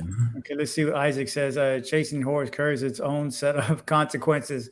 Let's all learn from this mistake. Rob, David, Luis, let's talk about general safety and self-defense for expats living in Colombia concern. I get you. And that's always my goal. Eric, thank you for the $4.99 super chat. I missed all of these as they popped up. I promise you I would have popped you in. Says, thank you. Excellent on-the-ground knowledge for my first future trip. There we go. There's always somebody going for their first trip. Always. I remember when I got there the first day and I walked to Sweet Georgia Cafe and Rob said, you ain't going home. You ain't going home. You're here for a while. Cam Time, thank you so much for the $2 super chat. Says, salute, info appreciated. Excellent. I hope this is good information and beneficial to save some other people. Stesworld said, crazy. You have to pay just to see the security camera images. That's crazy. That is nuts. Yeah, I missed it. Now I'm having to scroll back up. And Dennis, I thank you for that super chat. Let's see. Did I go up any further? Yeah, so if anybody else wants to pop something in at the end, I will catch you. Brisk Clown says, new to the channel and already love the content. And I agree with the gentleman. I don't use Tinder at all, and the odds are very slim. Yes, it's an odds game. I mean, I play lotto. I play scratch-offs. That's how I gamble. These are all winning tickets, probably $2, $5, $10, but that's how I gamble. I don't gamble with my life and my safety like that. I take as many precautions as possible. The reason I keep doing this is because, for instance, I did a video last year with Timothy, an ex-correctional officer. I don't know if you remember this one, Luis. He was downtown, the kids with the candy tray, and he dropped the candy and they hoped that he had picked up, and at the same time they had his fingers in here. Well, somebody commented the other day, said, man, that saved me. That video saved me. Oh, yes, that's why I do this. That's why I do this. You know, one thing I learned also is that when, and also what my girl always told me, that someone approaches you, giving you offering you a favor or help, usually it's a bad idea to accept it, because there's always something devious behind that generous offering. When someone approaches you in Parque, lleras, hey sir, I have a question, whatever, or you have hey sir, your button's undone.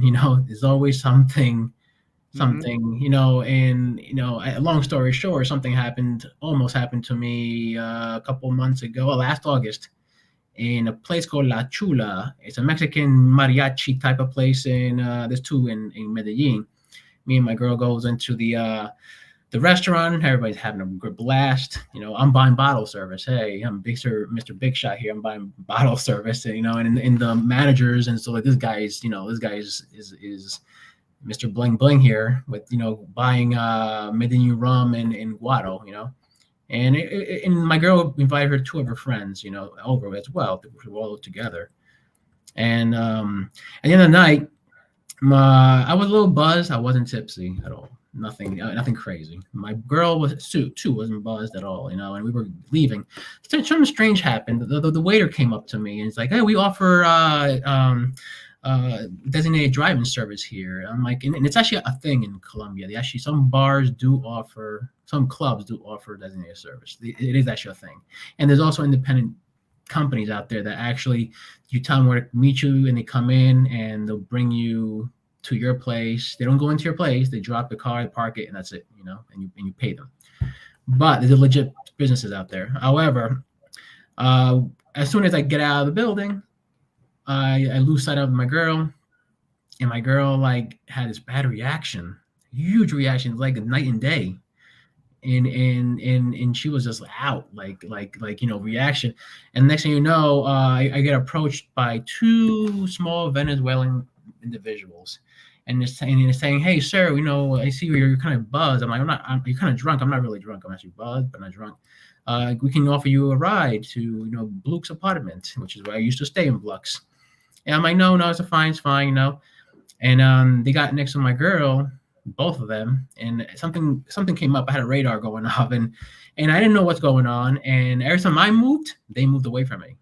Every time I moved closer, they moved away from me.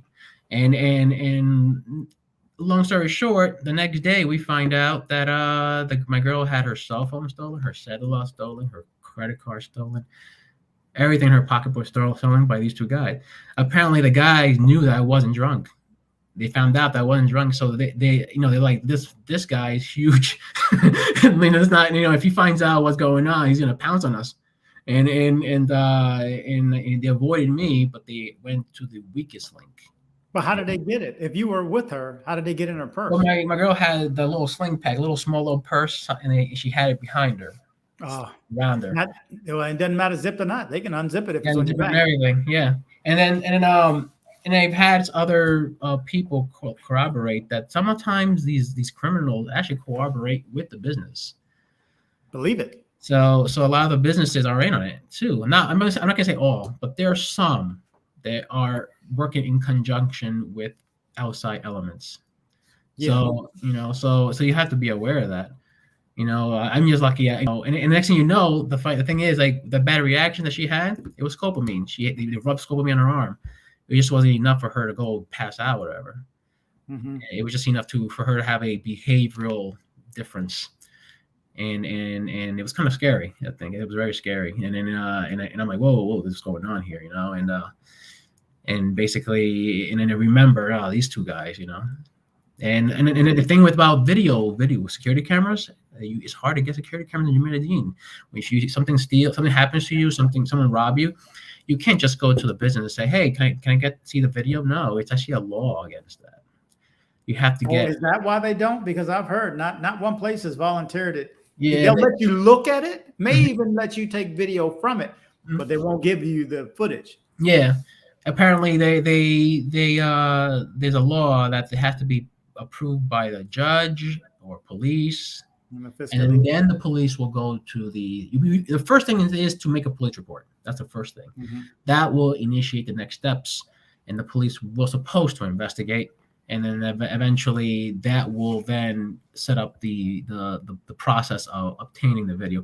You can't just go. The reason why the business owners won't like I guess let you see it, or they'll make a copy for you, is because I guess legal issues. Civil suits. In my mind, back in the old days of sicarios, basically people used to have street justice. It was fairly easy to find out who robbed you. So I can't imagine. Well, I'm gonna post this person on the internet. Someone's gonna find out who he is, and they hire some guy, and whack him. So I think that has to do there's some sort of element with that as well. So they're very tight-lipped with that. So yes, police will have to go through the rummaging of the videotape. Yeah. So guys, fill out a police report. Some people say it won't do any good. It won't do any good. But the more people that fill out a police report, the more there's a running trend. The more that our government can put out something on the STEP program and say, wait a minute, so many people complained about this. Maybe we'll change this alert to include not only kidnapping, but drugging and robbery. Robbery's there, and they're trying to throw it under there, so it's not that prevalent. This is my personal belief, that our government does not want to put it out there the way that it is. I think they're attempting to minimize it. That is just my personal belief. I could be wrong. Just my personal belief. But by the way that they wasn't as forthcoming, I would say, don't count on them. Okay, I have another Dwayne. Thank you for the $10 super chat. It says great info. It's best to plan tours, visit different areas out of the city, etc. These areas with working girls are too risky. Too many other options to meet genuinely nice people. Boom. There is a whole show right there in this one comment right there. Thanks so much for the super chat and for that comment, Dwayne. So appropriate right there. Now, one person who gets out and around the country every time he goes, every 3 days is Luis. He's always there. He's got a bunch of video. He sent a bunch to me. I want to add some like at the beginning or end or during somehow in the video. So I'll get that from him. He uses his GoPro. He's had some trips there. I've done a lot of tours there. He's got a lot of trips out on the mountainside. And, he's out with his girl. So hopefully I'll be able to post that shortly. But there's a lot more to see other than the girls. Yes. I mean, I don't know. I don't know if it's an age thing or what. But I'm sorry. Go ahead, Luis. I know. I mean, I'm sure everybody has their likes. I mean, everybody goes to Colombia for the thing, but don't take Colombia for granted. There are so many things to see. Not just the working girls, I mean, fine. Yes, you're young. Go have your fun. No one's saying not to. Just be smart about it, and be wise, be suspicious of everybody that you do invite into your room or apartment, or, it's not like here, but as well, enjoy the country. There's so many. I still haven't finished Colombia. I just managed to hit up the outskirts of Medellin, Guatapé, those little small villages. I can tell you there's a bar scene in this little village in Rio Negro that no one knows, that all locals go to, but it's popping. And you don't really have to worry about, these people trying to like drug you and steal from you. I've heard that too. There are a couple of Americans, and if you're watching this video and you have a business there that you want to promote, let me know. Obviously, I have a vested interest in keeping you up, afloat, rolling, and having a spot for visitors to go to, such as Sweet Georgia Cafe. If you go to Medellin and you don't go to Sweet Georgia Cafe, you're doing yourself a disservice. It is your landing spot. It is your spot to get your feet going. You want to ask some information? It doesn't matter what you're going for. Whether it's A, B, or C. Whether it's A, well, we know what it is. B, you want to go meet a nice lady. Or C, you want to be outside of the matrix and you want to enjoy that lifestyle. You want to enjoy that culture. You want to travel. You want to meet people, and that's just on your list. And I would say, have a list. I mean, on my list right now, the next is Cuba and Brazil. I'm not sure on which order, and then probably back to Medellin and Peru. I want to go to Peru too, and Panama City. I have so many places. I have a list of places that I want to go to. You will follow along because I will record them. But don't let Medellin be the end all and the be all. There are other places to go to too. No slight on Medellin. I love Medellin since the start. Since I went there the first time, I fell in love with the city and still love the city. Let me see what other comments came up at the end, because there's one thing I wanted to touch on before we get out of here. Muchi T says, the ordinary things you do, more likely to meet normal people. Yep. Walking down the street, going in the grocery store, buying a coffee, una tinto. It's, it's important because you network. And look at me, I don't pay, thanks to my girl downstairs, I don't pay for my stay anymore. I stay with their family. And I help them, like, thank you for it. As a friendly gesture, thank you. I help around the house when I can, They try to treat me like, hey, but they try to treat me like, hey, you're on vacation. And I'm like, no, I come here all the time, and let me do something for you guys. And I buy groceries or whatever they want. I'll try and buy them something. But you do network, and you start building a network where you don't have to worry about taxes anymore. You don't have to worry about Ubers anymore. They'll pick you up from the airport. If you are able to network in any country, you can build networks, little rings of friendship in any continent, any city, any part of the world. And then eventually you won't have to worry about the most stressful part of traveling, where I'm going to stay, where, because now you trust them, they trust you. And that's what traveling is all about. Exactly. Meet some people while you go there. Talk to people. Don't just go to a bar and sit there by yourself. Talk to people. Talk, and you never know who you're going to meet. There were certain tests that I needed to get done while I was there last time, and I stressed over it for a few days.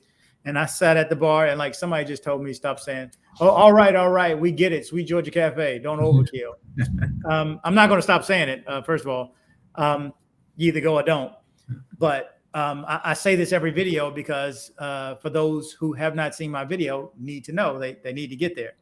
But let me side note too, because there's one thing I want to address before we go. And we're at 2 hours right now, Luis.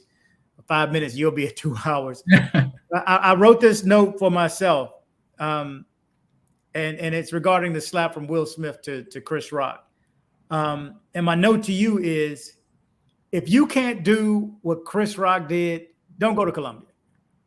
Okay? If you can't take it, you can't humble yourself, don't go to Colombia, because they play for keeps and it ain't about a slap. Okay? You need to compose yourself. You need to not be American. I didn't even learn I was acting American until about 5 years ago. I forgot where we went, Dubai, Philippines, wherever I had I had that attitude because of where I come from. I have that attitude, just aggressive, thinking everybody's supposed to move at my speed. Like in the US, we like, hey, what's taking so long? I've been sitting there 5 minutes and the server hadn't come over. This place sucks. Don't go there with that attitude, because you're going to be waiting for everything. You're going to be waiting for McDonald's. McDonald's burger is not sitting back there waiting on you. They cook a McDonald's order. You will be waiting for everything. So be patient, humble yourself. And remember, if somebody walks up and slaps you, you may be in a situation where it's not conducive to fighting back. And it may be a little guy, but you don't see. There's 20 little guys around the other side of the tree. What you don't know is, what you don't realize is, you're in another country when this happens. Because sometimes it's easy, and this is more when you're younger, because I know when I was younger, and if somebody would have slapped me, then it's it is what it is. It's on and popping, and we got to deal with it. Now, I would like to think I could be more like a Chris Rock and can humble myself. And when people confront me with an attitude, it doesn't have to be a slap, but somebody confronts you the wrong way, you think they have an attitude. You're 6'1", 6'2", 6 foot, and they're 5'6", 5'7", 5'5".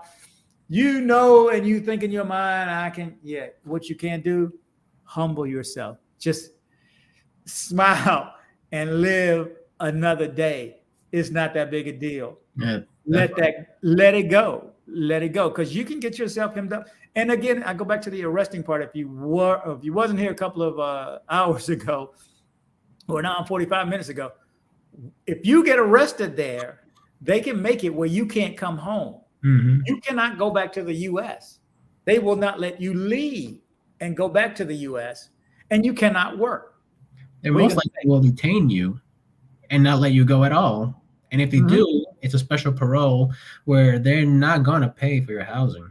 So you better have someone that good friend, like again, the network part comes in, that will let you stay, in their home, and or have family members to support you in the hotel or Airbnb. And that's the thing is that in the U.S. is you're innocent until proven guilty, and in most parts of the world you're guilty until you're proven innocent. So basically they're gonna hold you, and especially if you're from another. This is not just Colombia. This is any other part, and any other part of the world. They're gonna hold you because you are a flight risk. Why not? Why should I hold you? We do it here. We do it here where a tourist just someone from France, raped or slapped or assaulted some waitress. Okay, well, you're not going anywhere. You're staying here. So your flight risk. That's the thing. So it's important. It's important to keep your cool. And in my experience, there have been things said, and I keep my cool, and I let my girl just talk, because if she has to yell, she'll yell. I'm like, I had nothing to do with it. And she just walk. So back her up. She's got your back, so you just back her up at that point. Yeah. Exactly. Well, after I spoke of Sweet Georgia Cafe, then Theo says DC Rob, I took your advice about Sweet Georgia Cafe and tried to go, but the taxi guy took me to the one that was 15 minutes ride from El Poblado. Still, I'm glad I went and had a great lunch. So 15 minutes. Well, you went across town then. So you went to the Laureles location, which was my spot when I lived there. Guilty until proven guilty. True. Just ask Brittany Grenier. She's toast. Yeah, we haven't heard about her. She got in the news, which makes me remember before I jump out of here right now, there will be a tweet in the body of this description. If you will assist us, myself, the Stephenson brothers, the Stephenson family, the Stephenson friends, their attorneys, and share this tweet. Please share this tweet. Find me on social media. I have Instagram floating underneath, but it doesn't matter. TikTok, I'm doing all this stuff, whether I'm on the road or wherever I am. I'm trying to put out something every day, just something a little. I may put out stories that I won't put on YouTube just because I don't want the larger platform to, again, if I put out some of the stories that I see every day, you wouldn't go. You wouldn't go. And I don't want it to be that way. I don't want you to look at all this. So why and I've had people ask me, so why should I go? This happened, this happened, this happened. I got to look over my shoulder. I got to do this. I can't wear jewelry. I can't, and which made me remember on my own.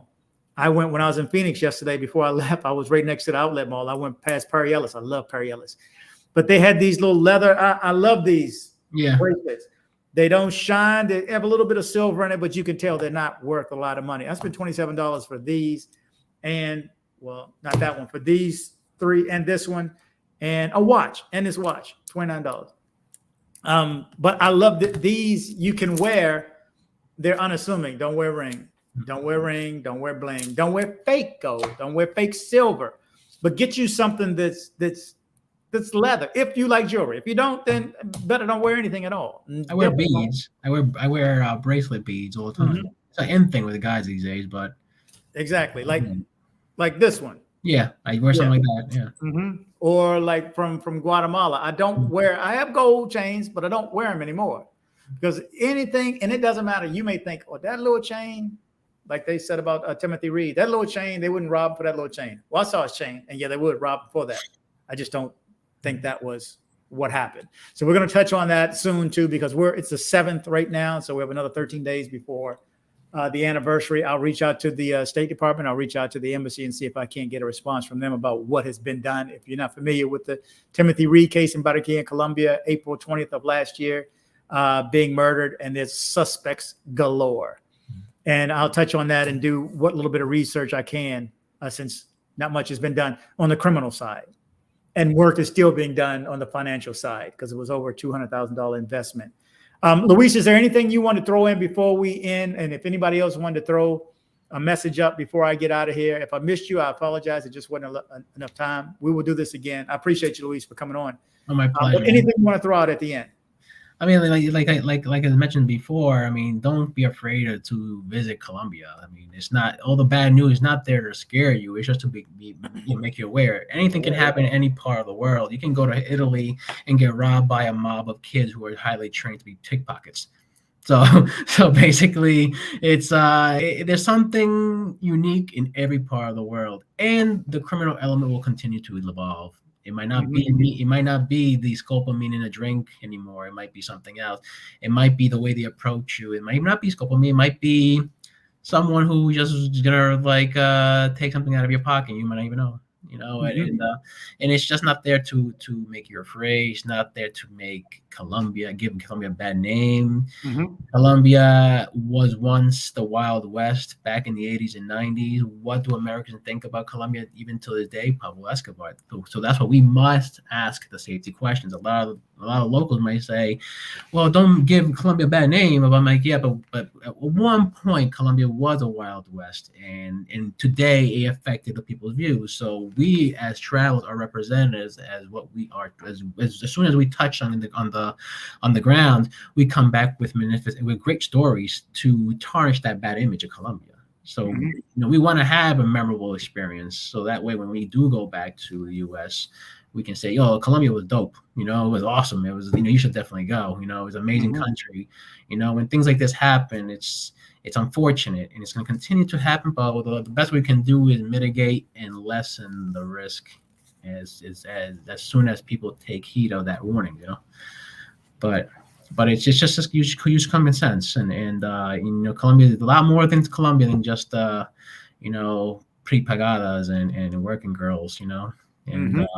I can tell you that you're gonna have a ton of footage on your GoPro, you know, where you go. This different climates, there's different environmental sceneries to you can go to Cartagena, you can go to and visit the waterfall that has volcanic water underneath, like it has like heated water in the ground because of the Like a hot volcanic. spring. Yeah. Yeah, it's crazy. It's crazy. It's like a fairyland. But basically, you know, but do enjoy Colombia. Don't just go there just for one thing. Exactly. Do more. Check out my guy Andres. He's my guy for airport drop-offs and pickups and tours as well. Do the tours, see the city, climb Tres Cruces, go to Guatapé. Try to go during the week because if you saw my last one, it's busy on the weekend right now.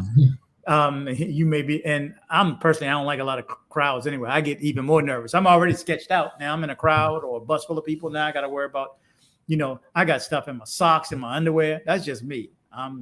You're going to roll how you're going to roll, but I'm looking at everybody like they all trying to get me. So I'm the last one to get got, at least I hope.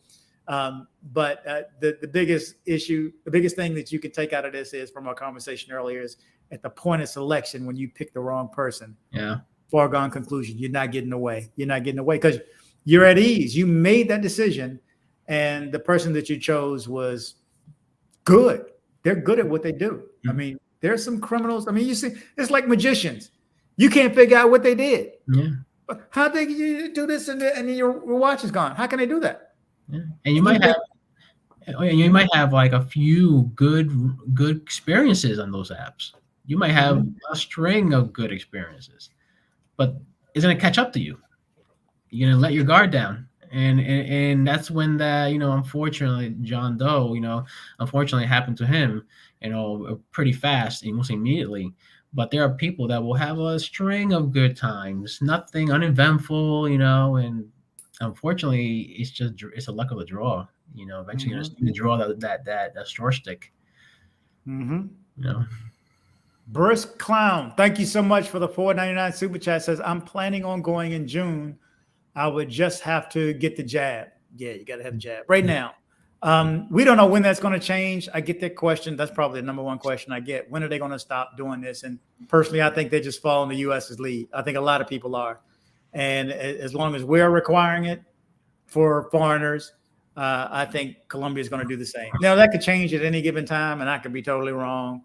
Who's to say? But my understanding is I think you posted a story not too long ago about was that you about the mask mandate being removed on airplanes? Well, yes, it's basically a lot of the American airlines are suing the government, or they're suing the CDC, one of the two. But basically, they are suing him because they're claiming that the such policy is creating a violent environment. People don't want to, you know, follow the rules. It creates a safety risk. But my guess is Colombia does what the U.S. does. Every time the U.S. makes a move, Colombia doesn't make a move. So if the president does not extend the required mask policies, and it does lift them, I can pretty much bet that Colombia would